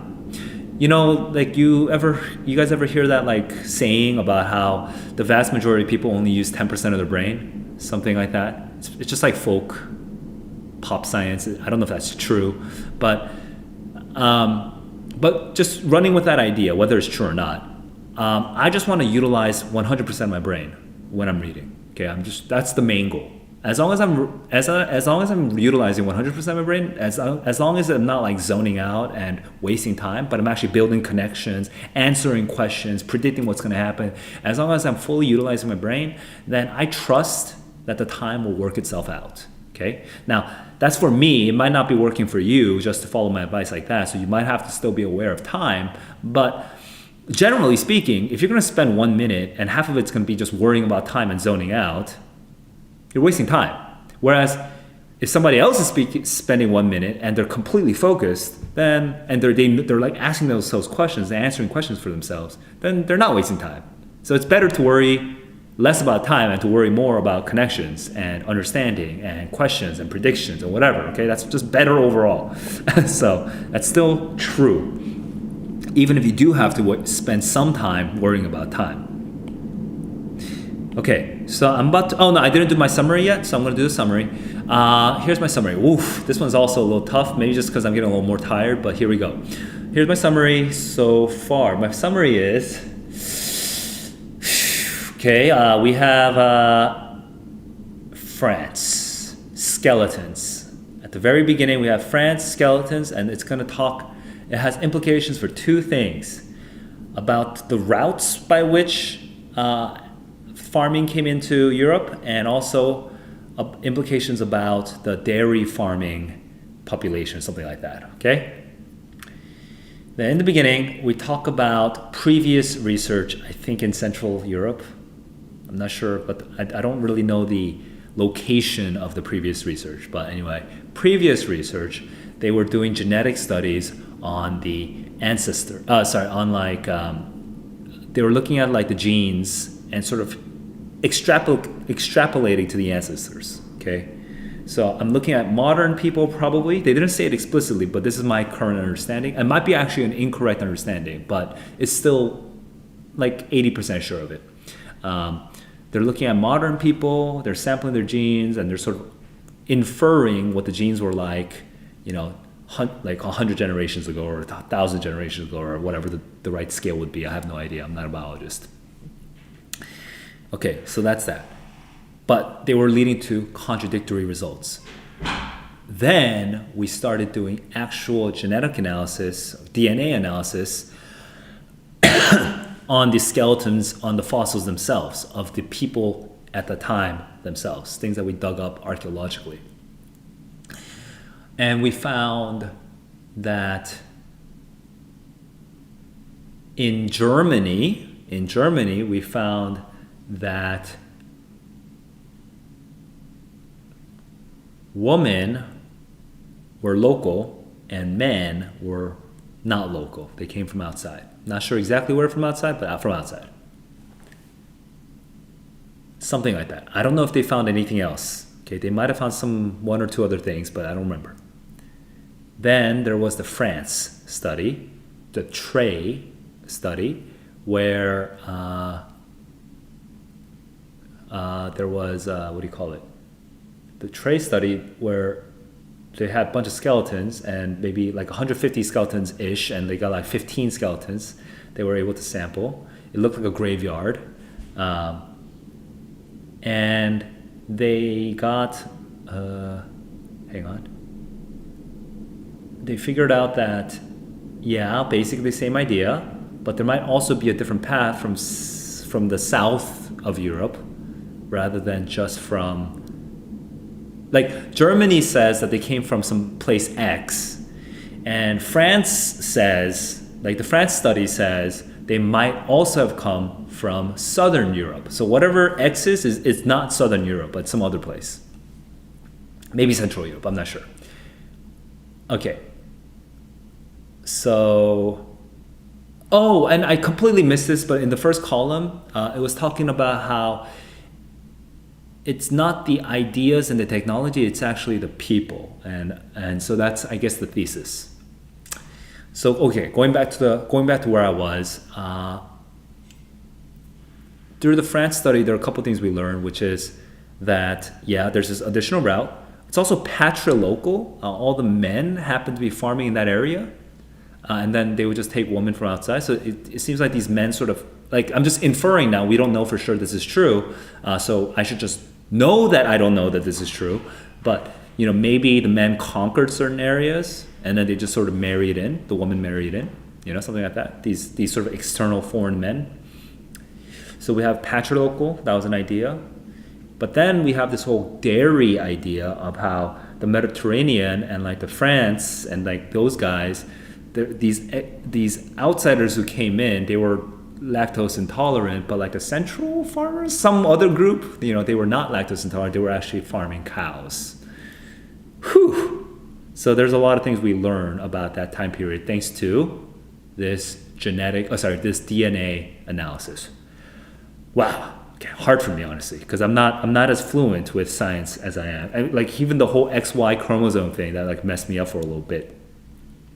Okay, that is 36:10 seconds. That's my summary. I see no questions, so I'm going to move on into the questions themselves. 3, 2. Oh, actually, and before I go into the questions, I'm going to actually scan the passage again, because there's one or two things that I felt like I missed that I feel like I want to fill in. Okay, I don't normally do this, but as I was summarizing, I realized that I feel a little iffy about something. I forgot what it was that I was looking for, but I feel like a quick sim is not going to waste that much time. All right, 3, 2, 1, let's go.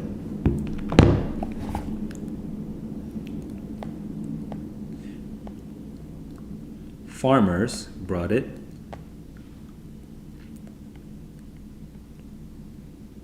All right.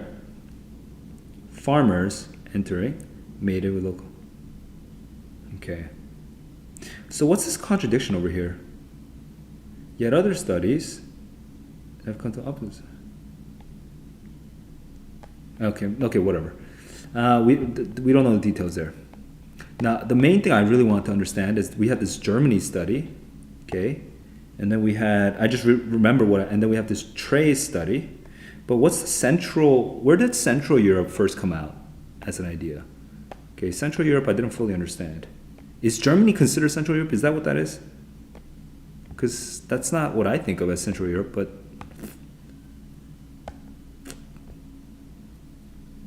I guess so.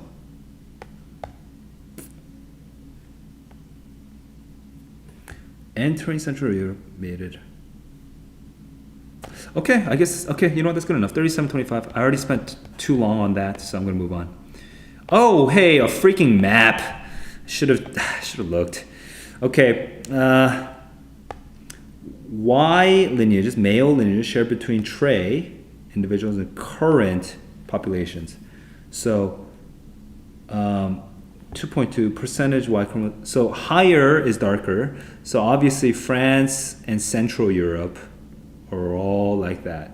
And all of this. Interesting. So that's some migration there we can see. I want to double check this blurb over here. What's this idea of Europe, man? It's like, this idea of Europe is so fuzzy to me. All right. Moving on. Main purpose of the passage is so I'm at 38:15. Okay. Moving on. Main purpose of the passage is to discuss research into the origins of farmers.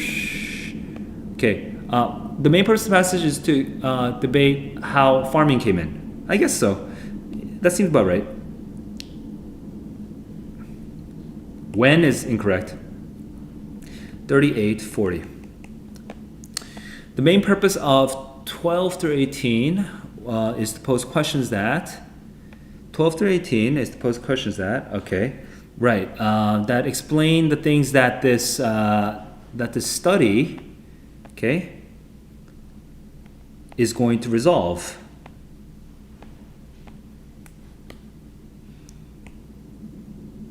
Motivated? I guess motivated is correct. Okay. Yeah. 3920. All the other ones I eliminated. DNA evidence discussed most strongly suggests that modern Europeans, their Y chromosomes came from outside. DNA primary. No, not southern. We don't know. At least in part from people who originated further east. Have hereditary links. Oh, to hunter-gatherers? Huh.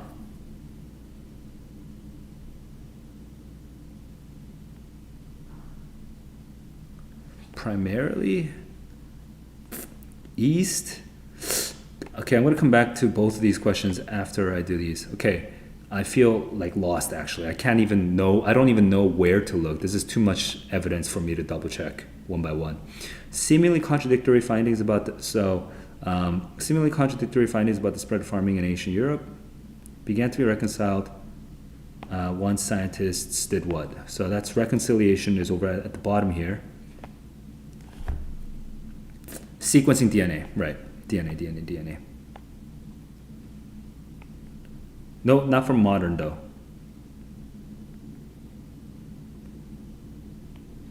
Yeah, that's funny. You guys, if you guys chose C, it's because you're word mapping. You're just looking for words and you're not thinking. Okay, that's bottom right. So that's 30 to 32. Yeah, confident. 41, resolve. 31, resolve. 31, resolve these issues. Begun to settle. Yep, settle is exactly it. 15. We'll be gone. Yielded. 63 yielded. 63 yielded details. Also provided, supplied, furnished. Ooh, furnished. Okay, 25 seconds or 10 seconds. I mean. All right. Messed up. But yeah, everyone should know furnished. It can most reasonably be inferred that the archaeological evidence referred to in line 78. 78. The other archaeological evidence of such it can be inferred that this archaeological evidence is somehow connected to the migration patterns or whatever. But besides that, it's, I don't know, confirms an earlier, it's a genetic, like this influence, settlement patterns. I guess the lactose stuff influence settlement patterns. I don't know about settlement patterns, it's kind of sus. Bolsters a conclusion about the spread farming. Yeah, that's right. 42:30. Okay. Yeah, moving on. That's good. And according to the map, the population of the following regions has the highest, which has the highest percentage of shared Y lineage with Tue. So probably southern Portugal, honestly, but let's just double check. Southern Portugal, central Turkey. Okay, and Cyprus. Southern Portugal, central Turkey, and Cyprus, which is not here. So that's 4305. And data presented on the map most strongly supports Lacan's view that ancient Arab farmers migrated from the east or something. Is that not patrilocal? Arrived via a southern, I mean, that's, yeah, as far as the British local, I guess southern. Is this is this all considered Southern? Like, is that the right word? Like, I don't understand if geographically we're talking about the same thing, you know? Traveled as far as the British Isles? We don't have that. Ah, dude, I guess that's the only answer that's correct. 355. And then going back to these two, I think it's the east. Yeah. From further east. And further east, where do we get further east? We get it from this over here. Spread westward. Okay, that's 24. So that's 24.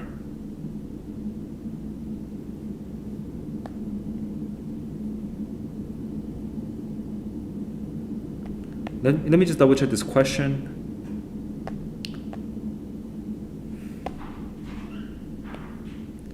Most strongly modern Europeans descended at least in part from people who descended further east. So A could be the right answer, but this part doesn't really strongly support. This is just that.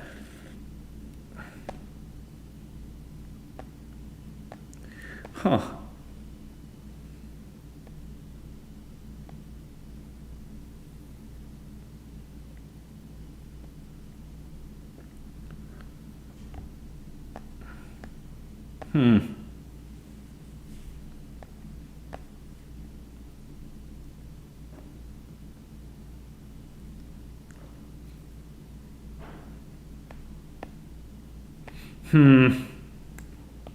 Feel uncomfortable. 45-25. Now stop here.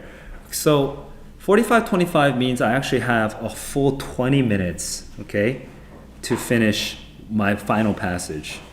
Okay, that's a lot of time. Which means that in any normal test at this point, what I would do, because I feel uncomfortable, right? I feel uncomfortable with 33, 34. Like something feels like, I think my problem with this passage right now, and maybe when I reread it with extra time, all of my confusion will be resolved by like some stupid sentence somewhere in the middle of the passage that I missed. Okay, but right now my confusion level is pretty high, like for what I'm used to as somebody who's trying to get 800, generally speaking. You know, it's too high for me. The confusion comes from all this, like for some reason I can't visualize like the geography and like the movements and like the location. Something's messed up right now in my understanding of this thing, but it's primarily only affecting 3 questions, these 2 and over here, you know, this third thing. But even this 41, I didn't circle it because it seemed like the right answer was definitely right, the one I chose. So normally what would happen is here I would just move on to the 5th passage, okay?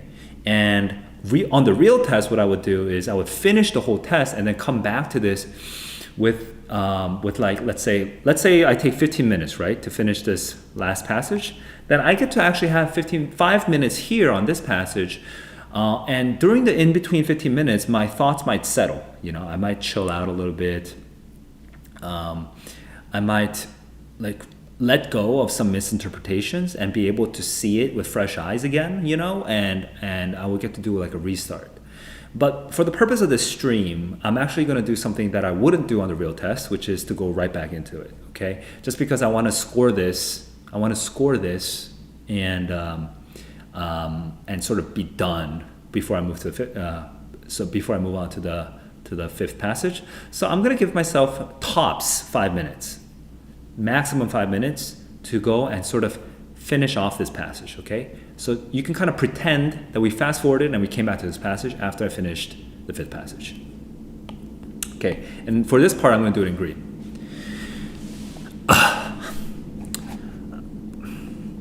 Okay, but I really need to use the restroom. I was trying to wait until, you know what, I'll hold for 5 minutes. You know what, I can hold for 5 minutes. Whatever. Okay, I'm at 28 I mean. So I have 4.5 minutes that I will use tops. 3 3, 2, 1, let's go.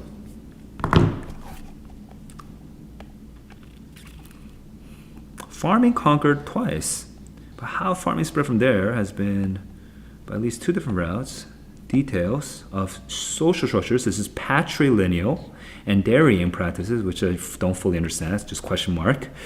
Was it primarily brought in by Middle Eastern, okay, I want to focus on the geography words first, or did it come through ideas and technologies? Was there one wave or multiple waves?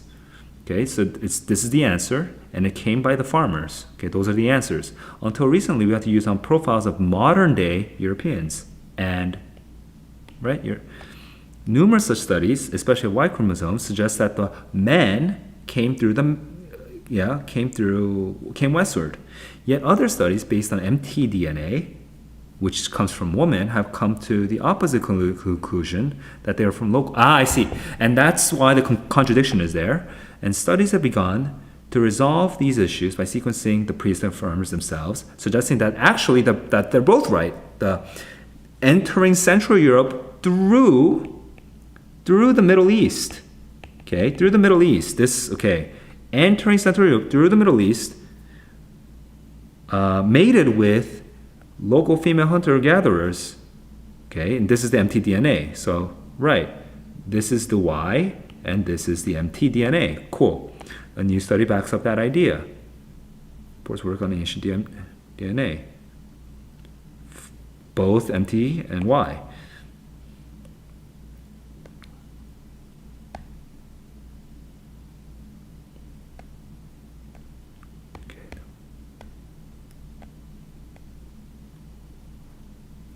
Closest affinities to Mediterranean regions of Southern Europe. This is the additional route, okay, not just the Middle East. And then patrilocal. And then something about the dairy, but I don't think that matters as much. So finally, I am at, wait, hang on, I should record time. That was 47:40, okay?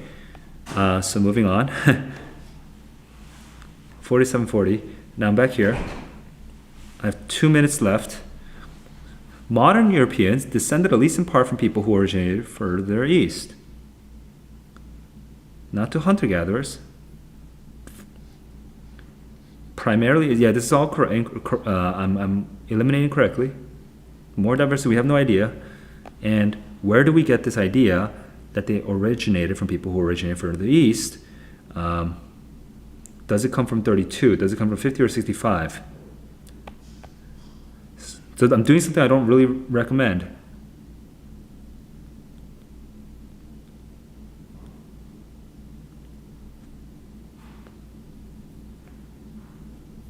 Thirty-two could work. It's kind of weird. 50 and 65.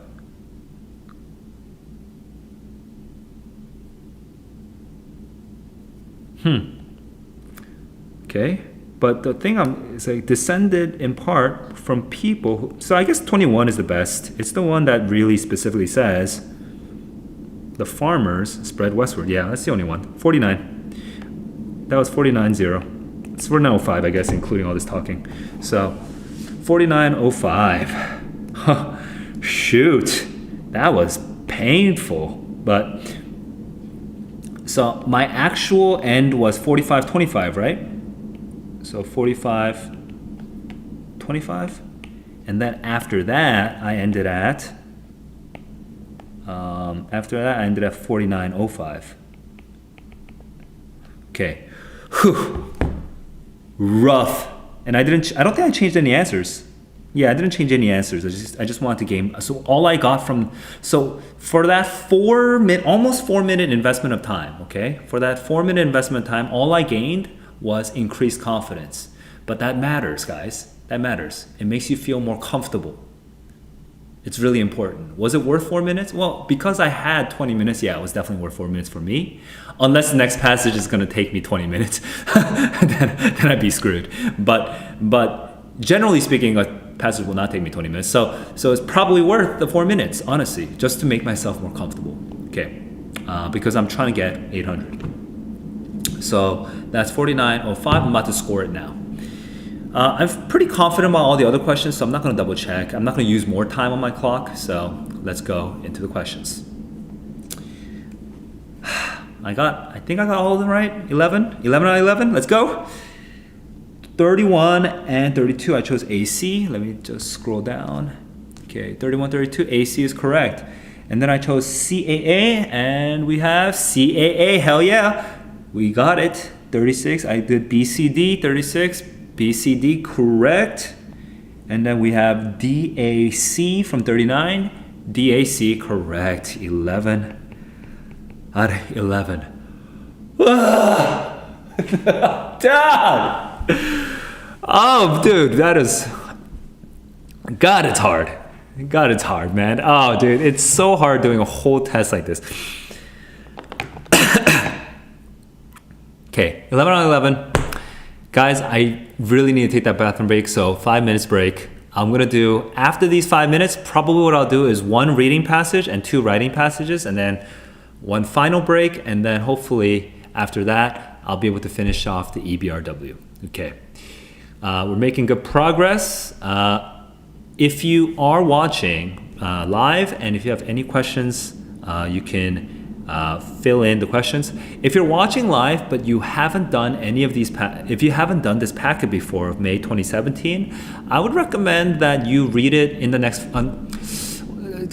Basically, I would recommend you front run me. So if you want some help on the writing, you can actually get started on the writing passage, right? And then come back, 15 minutes later when I work through the writing passage that you just did. Okay, so front run me. Go through the passages before me, and then when I catch up to where you are, then you can compare, the way I did it and the way you did it, and you can review that way. All right, I'm gonna take a quick 5-minute break. See ya 5 minutes from now.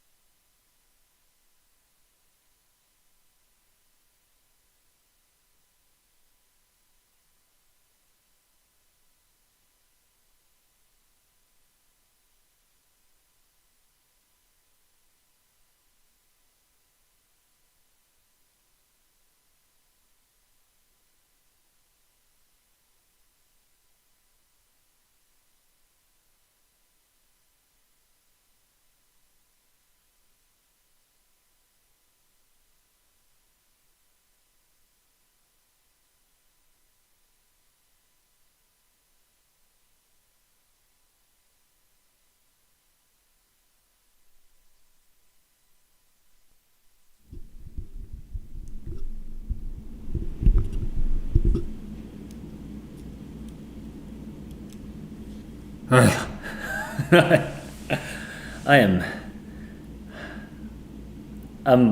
I'm getting raggedy right now, but I'm keeping my spirits up, trying to stay interested because these passages are generally very interesting. I learned some stuff about European genetic analysis, so that's cool. And planets, exoplanets, and like the methodology of some of the methodological like innovations in both of these studies or these areas of research. Dude, yo, I'm not bored. I'm not bored, right? I'm definitely not bored.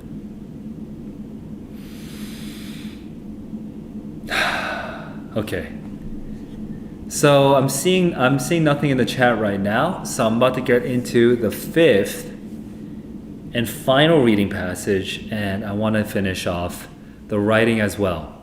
But whoa, it's hard. It's hard doing 5 reading passages in one go, and then doing all the writing too. I don't know if I can do the writing. You know what? I can definitely do the writing if I don't take any breaks in between the passages. I just do it in one go in 35 minutes. Okay? So I think for the writing, that is how I'll do it. I'll do the whole thing for 35 minutes quietly, no explanations, just talking out loud while doing it. I'll do all 4 passages in one go. Then I will be able to finish this stream without feeling completely and utterly exhausted. I think I'll be able to do that. So, here's the plan then. Okay, I'll be doing the reading passage, the fifth and final reading passage. I'll read the passage first. I'll do then I'll pause. I'll stop the time. I'll do my summary. Then I'll resume time and I'll finish the questions and I'll score myself, and then I'll do any Q&A if anyone has questions. After the Q&A, I'll summarize. So I'll give my tips for that particular passage, and then that'll be the last time I stop the clock, because after that, I'll just start the clock again and do the entire writing section in one go. After the writing section, I'll take any questions on the writing.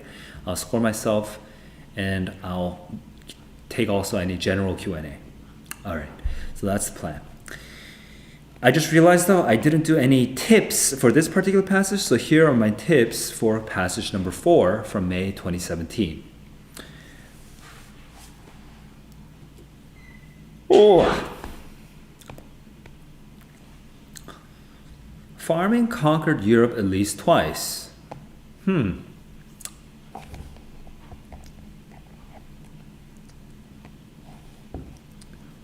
So, you need to get that, suggest that, and this is basically the thesis, right? So, after that, it says until recently and then in recent years, so you're supposed to read this as a pair, okay? So, what are the big ideas? Okay, we have the answer, we have the questions here and the answers over here, okay? Or at least like the sort of placeholder answers over here. Okay. Then we have the sort of history of this research over here, the background. And you should basically know that there is a sort of contradiction. Okay. The contradiction which is resolved over here. So you should know that the Y chromosome suggests farmers transmitted, and then the mtDNA suggests that no, maybe ideas were transmitted, right? Because it's all local.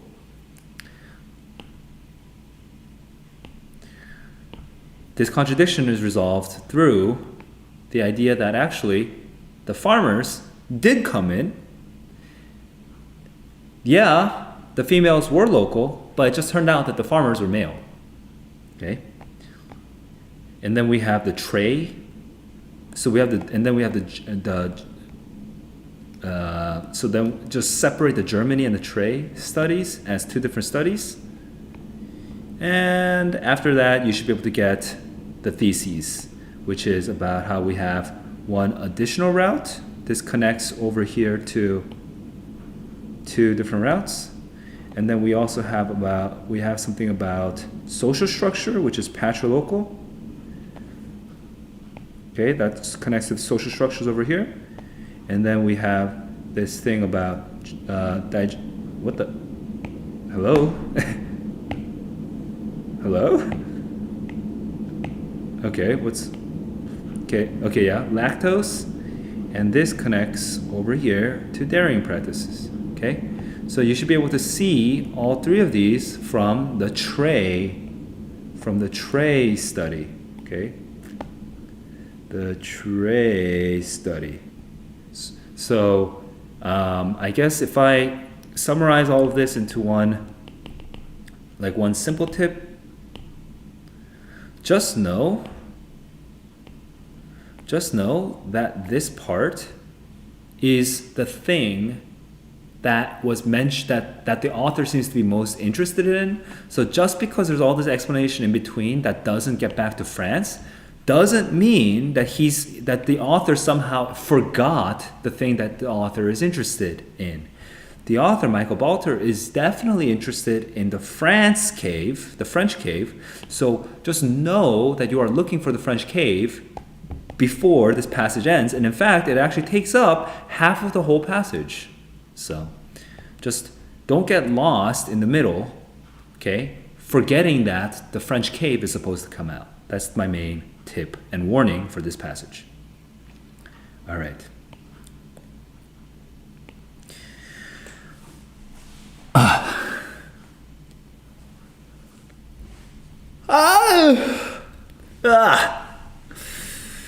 49 minutes and 5 seconds. Guys, I'm about to get into the 5th and final passage of the reading. Let's go. 3, 2, 1, let's go.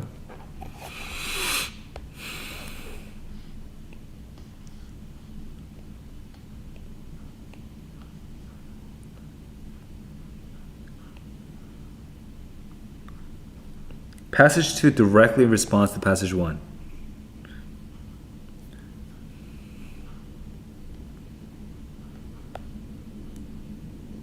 An occasional storm would not threaten native species, but the millions of hectares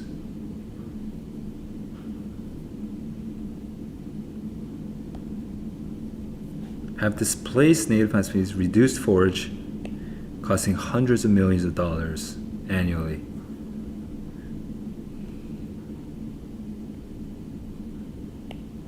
They are successful colonizers, and we should understand why to control their spread.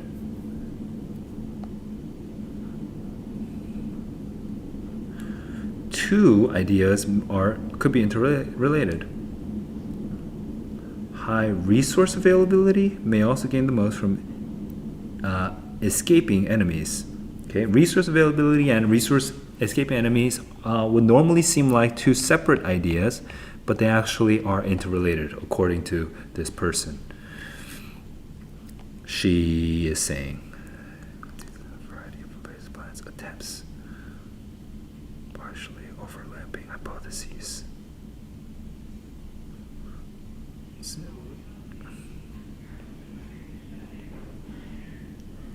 Okay.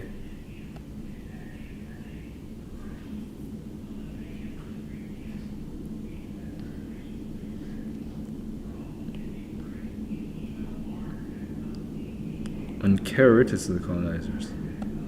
Fast-growing species, high speed reduction, yeah, colonizers. Okay. Just pause real quick. So, this is high resource availability. Okay. And this is invaders. Okay.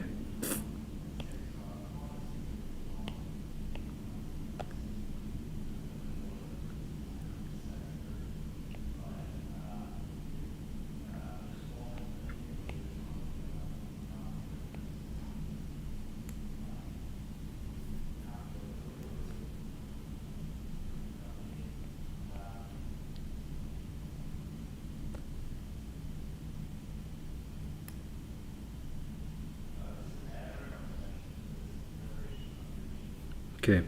When you move into a new area, of course you're gonna have you're likely to have less natural enemies.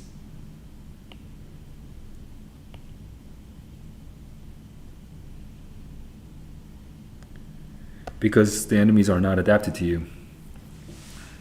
What? There's not even a full. Okay, 52, 20. Okay. EC has been replacing ET. Pinweed and Herrinbill.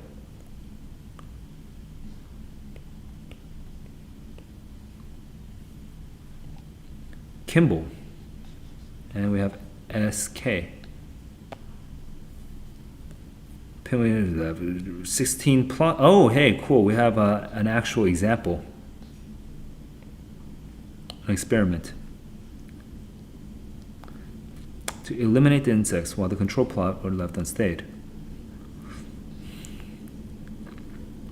Not different, which means that insects were not a factor. So what do you call it?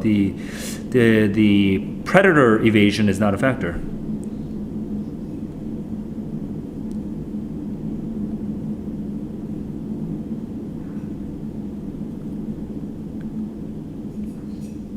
Much more rainfall. I see. Nearly the same with average rainfall. Okay, so they're more efficient with the water. Yeah, lost less water.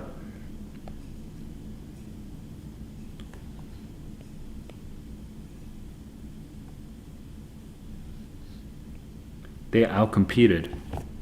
So it's not even resource availability or predator evasion, it's a whole separate thing. Growth rates of native and invasive plants in the Sonora in 2 growing seasons, pinweed and herrinbill. It's almost the same here, but pinweed is higher than. Wait, pinweed is the one that's.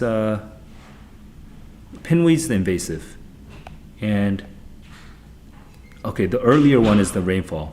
Okay, the more rainfall, the better they perform, even though absolutely they actually perform worse. 54:45. All right, I have about 10 minutes. Line, stop. I just realized something. Okay.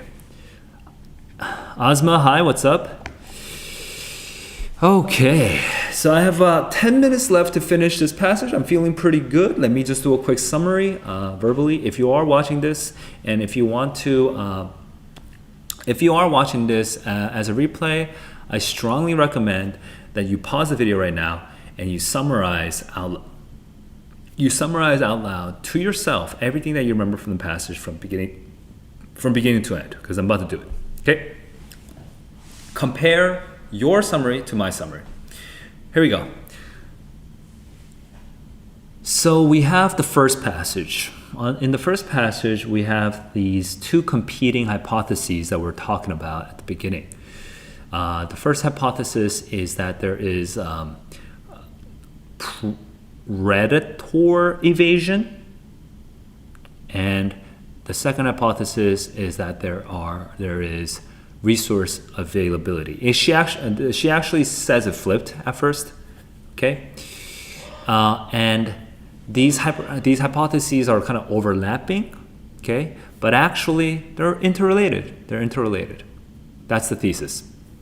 So then she goes on to develop the idea of predator evasion first. Okay, there's like a second paragraph in the middle where she just sort of combines these ideas, but whatever. She just sort of details the ideas, but I'm going to skip the second paragraph. And I think we're in the third paragraph where she describes predator evasion and talks about how that works in these invasive species. Is there a detail from there that is important? I don't know. She just says all these things about how you, when you're in like a new neighborhood, when you're in like a new region, you sort of could take over because I don't remember the details anymore. I can tell that compared to like 2 hours ago when I started this stream, I'm like, my brain is way mushier. I'm assuming you guys can tell too. Like I'm like not as focused at all. I don't remember my summary very well. I don't remember the passage very well. And then after predatory invasion, there's this whole thing about the resource availability. But the funny thing about the first passage is she never shows, from what I remember, she never shows how they're interrelated. Okay, she just describes them. Now, I'm not looking at the passage. I'm still trying to remember it.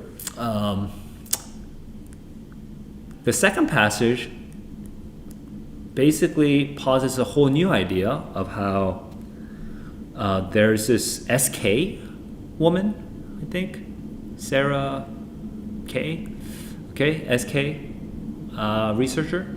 But before we get SK, we actually talk about something. The introduction paragraph talks about something, and I don't remember what that is anymore. As you can tell, my brain is a little mushy. But we introduce SK, and SK suggests that actually, well, basically we just go through the whole experiment, which is that we first have this experiment where we have two plots, experimental plot, control plot, where these plants both exist, and we in the experimental plot we kind of kill off all the natural enemies, the natural predators. There's just like a certain insect. Turns out they still grow the same rate. Doesn't matter. Then, so that means that the predator evasion was not really applicable to this particular invasive species.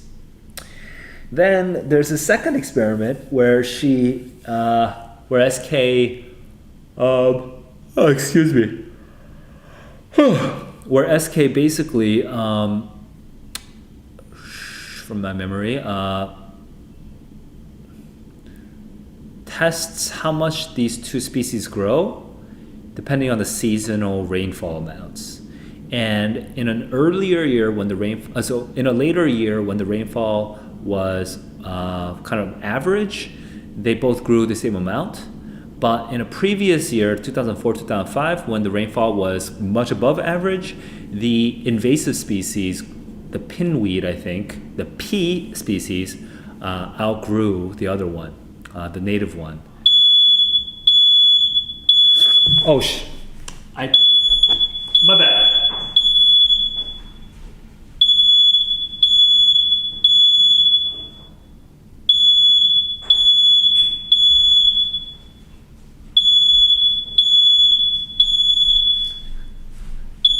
So what happened right now is I left the tea kettle on. So give me a sec. What is that? Oh yeah, so that's the fire oven. The oven is on. Yeah, just turn it off. Okay. It was the tea kettle. Sorry. Okay.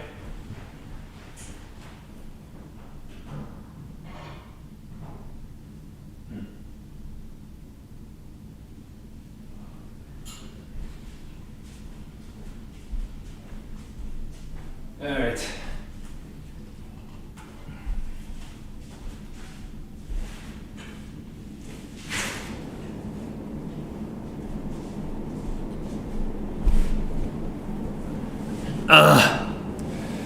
Guys, sorry. I'm so out of it. I forgot to drink the water that I boiled, or that I heated. Anyway, so I am now okay. But yeah, like I completely forgot about it. The tea kettle's okay. I'm okay. We're all okay. I just sort of forgot about it because I was so out of it. Anyway, moving back to this passage, I was summarizing the rainfall, and that was basically the end, because that concludes that actually it was neither predator evasion nor resource availability. It was actually just like an internal out-competitive efficiency that was in this invasive species. Okay, so passage 1 talks about how there's two groups of people who focus on the success of the invasive species and people who focus on the colonization. I don't know, I forget what the words were, but there's like two groups of people, and this person in the SK person seems to be focusing on the success. Right, it's kind of from the former group or something like that, but it's actually proving that it has nothing to do with either. That's what it seems to be. All right, that is my summary of the passage. I'm about to move. Actually, that actually woke me up. Thank you, fire alarm. That actually makes me more alert now. So I'll be able to do this final set of questions. I think 11 questions, pretty well, I hope. I have just over 10 minutes. Oops, I have just over 10 minutes. Let's go. 3, 2, 1, let's go. Line 16, gain most nearly means gain the most, benefit the most from escaping enemies. Hang on, oops. Yeah, benefit, sure. Ooh, profit, that's metaphorical. That's the correct answer, but I will come back to this, okay? I will just come back to this just because there's something a little awkward about it. Based on the information in passage 1, which area would be least likely to be colonized by a fast-growing invasive plant species? Wait, hang on. Least likely? Wait, so I am able to avoid predators and I'm able to get lots of resources. But if there's no predators and not a lot of resources, then here we go.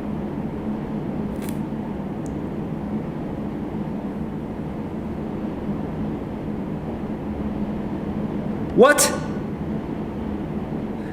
Something about like the farm, like the wet versus dry, something wet and dry. I don't remember this at all. Hang on, let's look at this. Escape from diseases and herbivores. Not only are they enemies missing, correlated invasiveness. Okay, available resources such as light, water, soil nutrients become available when resource supply increases. High resource availability benefits. Okay, as with catch by other fire or plowing. Okay, so fire would be helpful actually for this.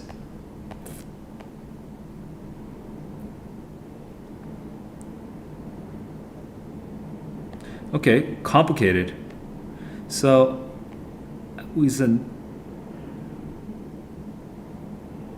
there's fewer species of plants. And it's between 7 and 32. I'm going to come back to this. Okay, I'm going to come back to this because I don't remember. Okay, this is tough. 36 supported most nearly means. Supported most nearly means. 30, particularly well, 2 mechanisms are well defended, supported by studies. Substantiated, sure. So I couldn't think of a prediction on my own, but I knew what I was looking for. 75, okay. Best evidence from passage 2 that plant growth in Kimball's experiment was similar over the growing season. Similar, that they were similar over the growing season. What the heck? Man, I clearly was zoned out when I was reading. I don't remember what I'm reading. At the end, where the number. Okay. So this is the part. Hang on. Yeah, so that's 75 to 79, I guess. 75, 79. Yep. They were similar. They were not significantly different. That's 58-15. 58-15. Sorry. Main purpose of the information is 89-91. Passage 2 is 2. 89-91. 89-91. 89. She also found that they lost less water each day. So they grew a lot more. And they lost, so that's to describe the mechanism. Oh, regardless of the growing season. So it's just talking about the mechanism, the competitive mechanism. So, oops. So provide back, no, leaf structure, refute, no, passage 2, no.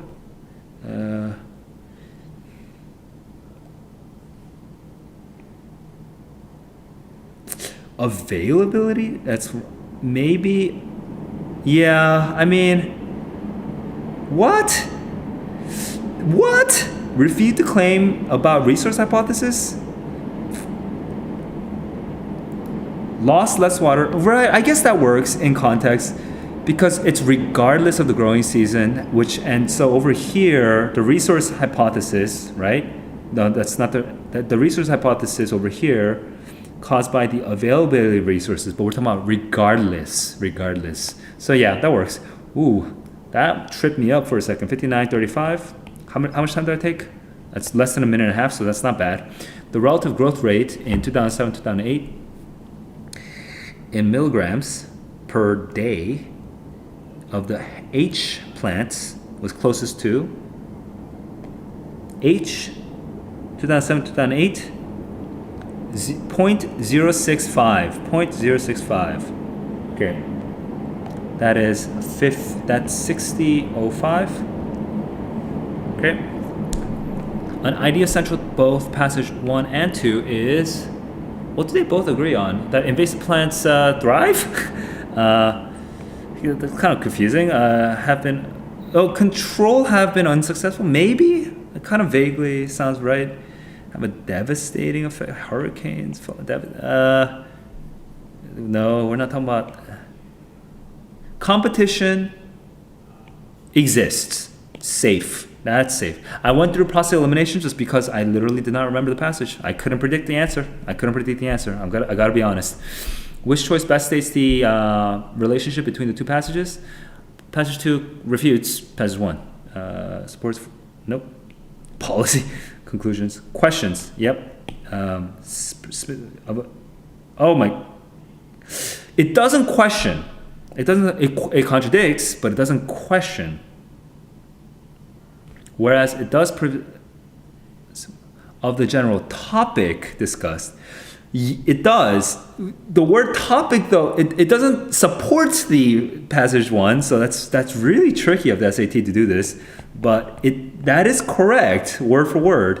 It doesn't expand on a study in passage 1 because that is a little mean. That's a little mean, College Board. You're being a little Which claim from passage 1 about an area colonized by an invasive species was directly tested in the experiment described in the second paragraph?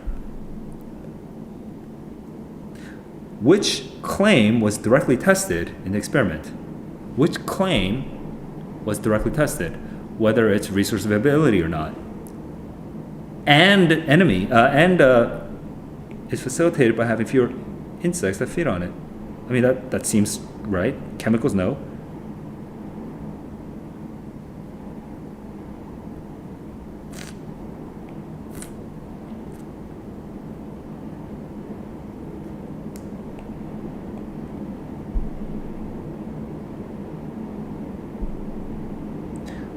From passage 1, but this is not from passage 1. Okay, pause. I have to pause because there's someone on the intercom, so give me a sec.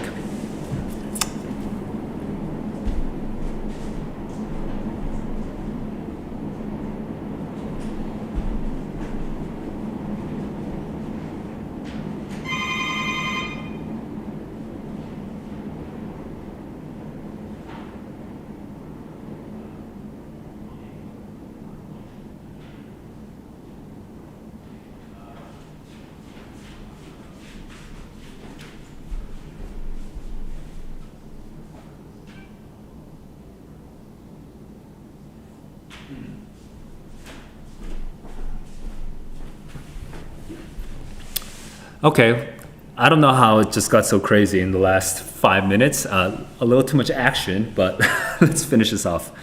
3, 2, 1, let's go. Based on the information in passages, do the data better support the enemy release or the resource? Do the data better support enemy release or resource? I mean, if anything, I guess it's resource, but it should be neither.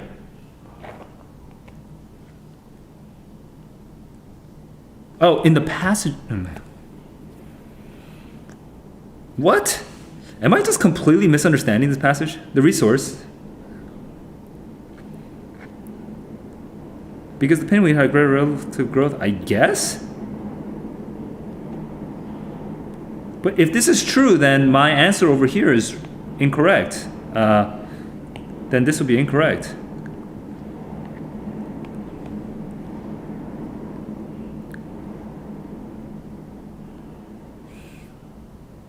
Is there a different graph that I'm not looking at? What the hell? Like, this has nothing to do with enemy release.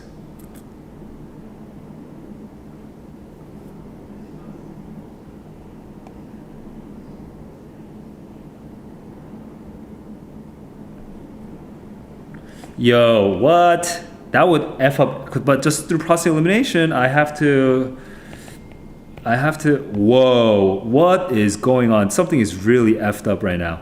Okay, I gotta at least finish these 2 questions. Something's really messed up right now. I am not feeling good. Based on the information passage 1, which area would be least likely to be colonized by fast-growing invasive plant species?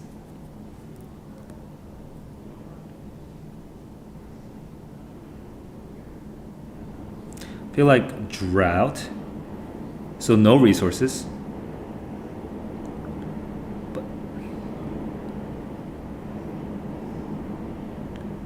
But high competition? Were you supposed to have high resources from without commonly experienced flooding and soil erosion? Hang on. Soil nutrients, resource nitrogen distribution captured by other plants decreases. Resource captured by other plants decreases. So what that means is fewer plants. I guess that's this part, yeah. So 51 to 55. Is that the correct? Oh, that's not even the best evidence? What the hell? I am now at 65 minutes. Yo, so I would just have to just go by gut feeling now. And I've already actually lost time. I'm at 20 seconds over time, but at this point I would just choose something random. Wow. Wow. Because I spent 4 minutes on passage 4, right? That extra time. So annoying. Okay. Well, this D is genuinely just random. So, in fact, I think I'd rather just, because it makes it more confusing if I leave that there. I'll just leave it there. I'll just erase it to make it seem... Yo, I actually need an additional 5 minutes to go through this all over again and make my final choices. I'm not gonna go straight to the final score because I'm gonna basically do 2 scores on this one, okay? I'm actually already over time. I'm over time. So I'm gonna do the blue score and the green score. Blue score meaning the first time I actually took it when I had to just rush it. So I already got like -1 over here, okay? And then a green score, which is when I got to do a final version of it, when I reread it properly. All right, let's do this again.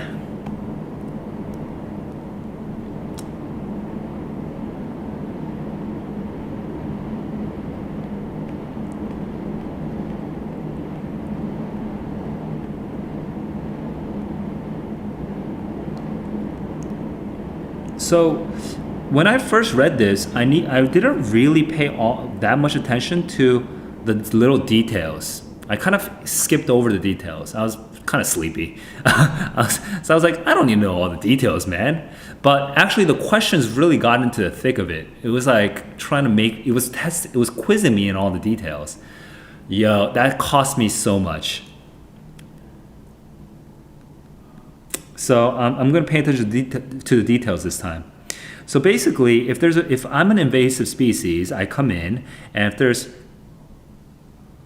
and according to this hypothesis of my success, I'm focusing on it being fewer insects, fewer diseases, less competitive,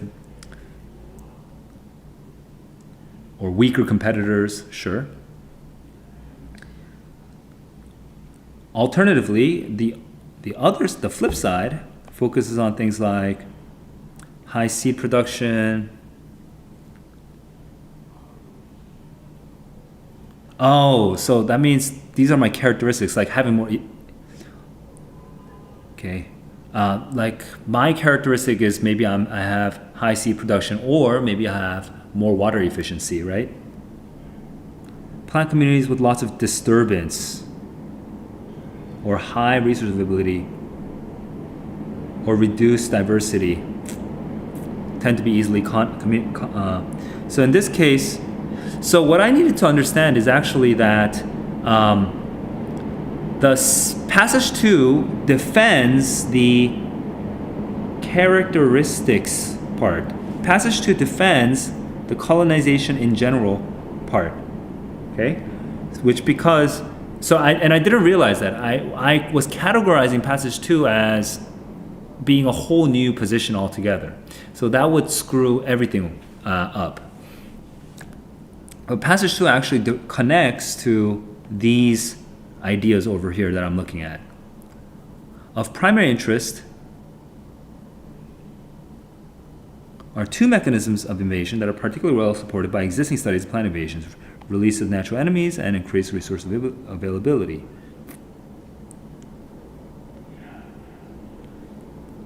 Okay.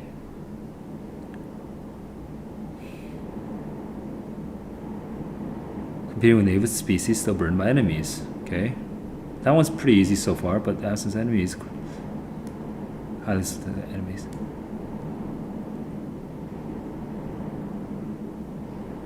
Enemy release provides the greatest benefit to exotic species that are high enemies in their native range.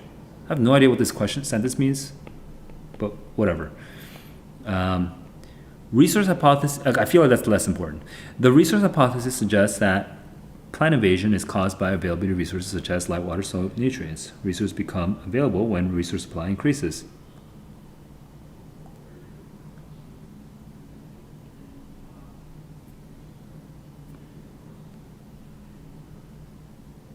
Or when resource by other plants decreases.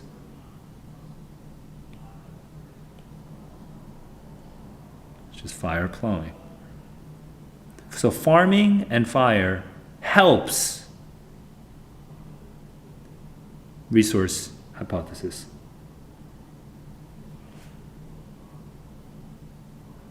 Okay. What the freak? All right, let's go to 16 again. 16, I want to just double check. I still don't feel like I fully understand. Kind of. Okay. Whatever. The plant species that benefit the most from high resource availability may also gain the most from escaping enemies upon moving to a new range. See, and do we ever defend this? Does this ever come out here? No, it doesn't. So it's like such a weirdly written, okay, whatever. Sure. So they benefit the most, right? They benefit the most. They don't increase them. Yeah, so that's fine. I'm cool with that. But 43, which area would be least likely to be colonized by a fast-growing invasive plant species? Well, we have to have no fire, no farming, okay, low resources. So a wetland area is, no. A forested area that has numerous species of rain, normal.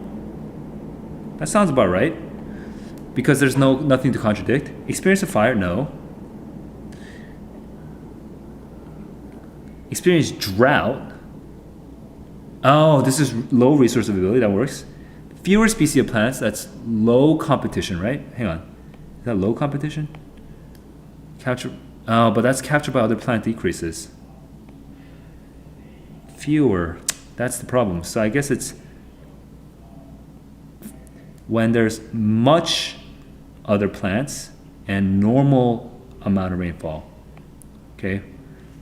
When it doesn't, okay, so that's,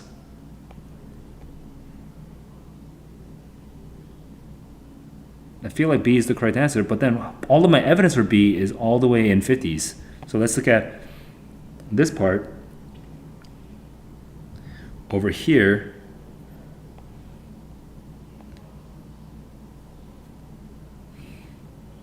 High seed production, lots of disturbance, high resource tend to be easily reduce species diversity.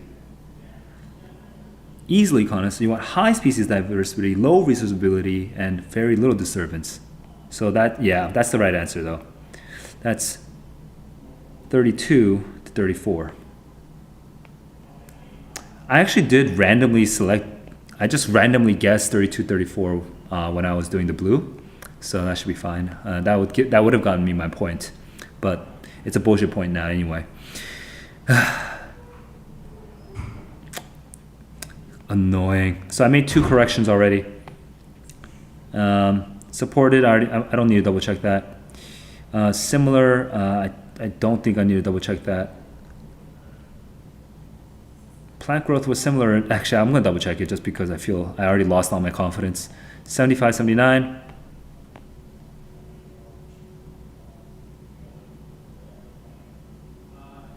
Yeah, the results were not significantly different.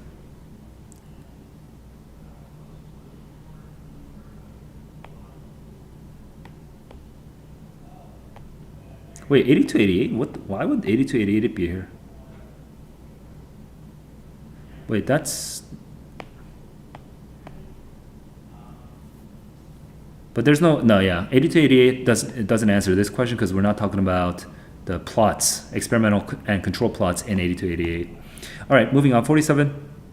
The main purpose of the information, 89 and 91.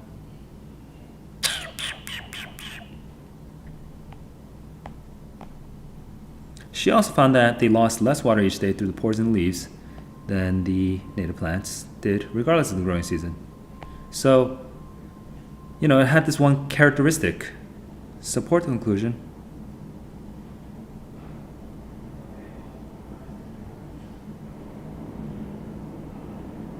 Oh, it's definitely D.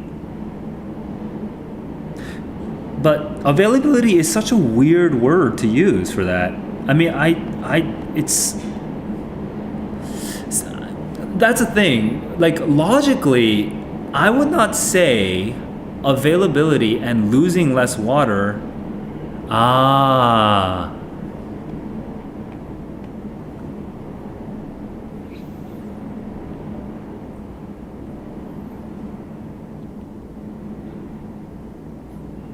Okay, that's the logical connection that I was missing. Okay, resource availability is an external, an extrinsic situation, but an intrinsic characteristic is my efficiency. So okay, that actually makes sense now. Now it's D. It's D. So I'm there,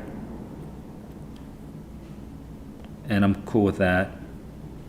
And yeah, that's pretty obvious. And D is pretty cool. And yeah, D is definitely tested.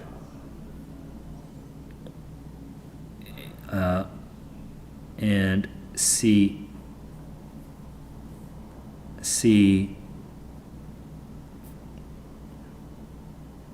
it has to be the resource hypothesis. Yeah, I mean, this is basically the only, okay. This is C, like the 52C was the thing that made me go back and doubt some of my other answers. So yeah, I'm good with all of these. I made 2 corrections.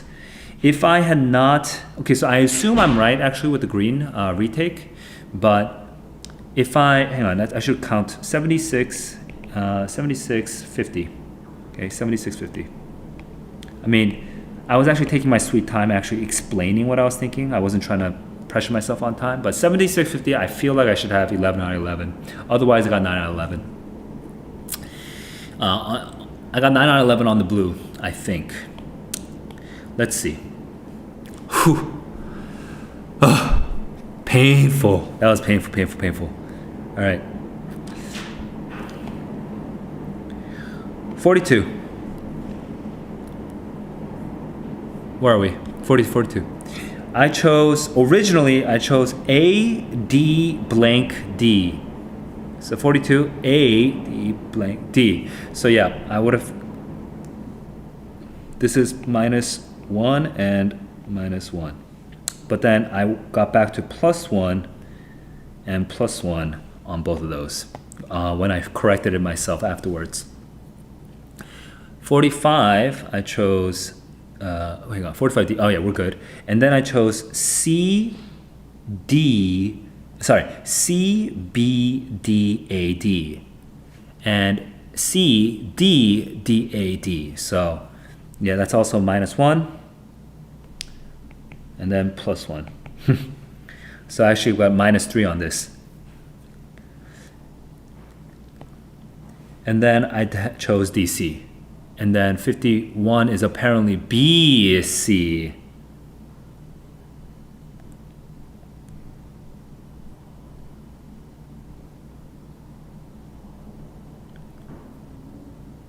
'51 is BC. Which claim from about an area directly tested an experiment decided? Oh, in the second paragraph. Holy crap! I didn't read that. Okay. So actually I got -4 and -1, but the reason I got this -1 was because I didn't read it properly. Okay. Wow! I was doing perfectly fine until the final passage. Sad. Sad.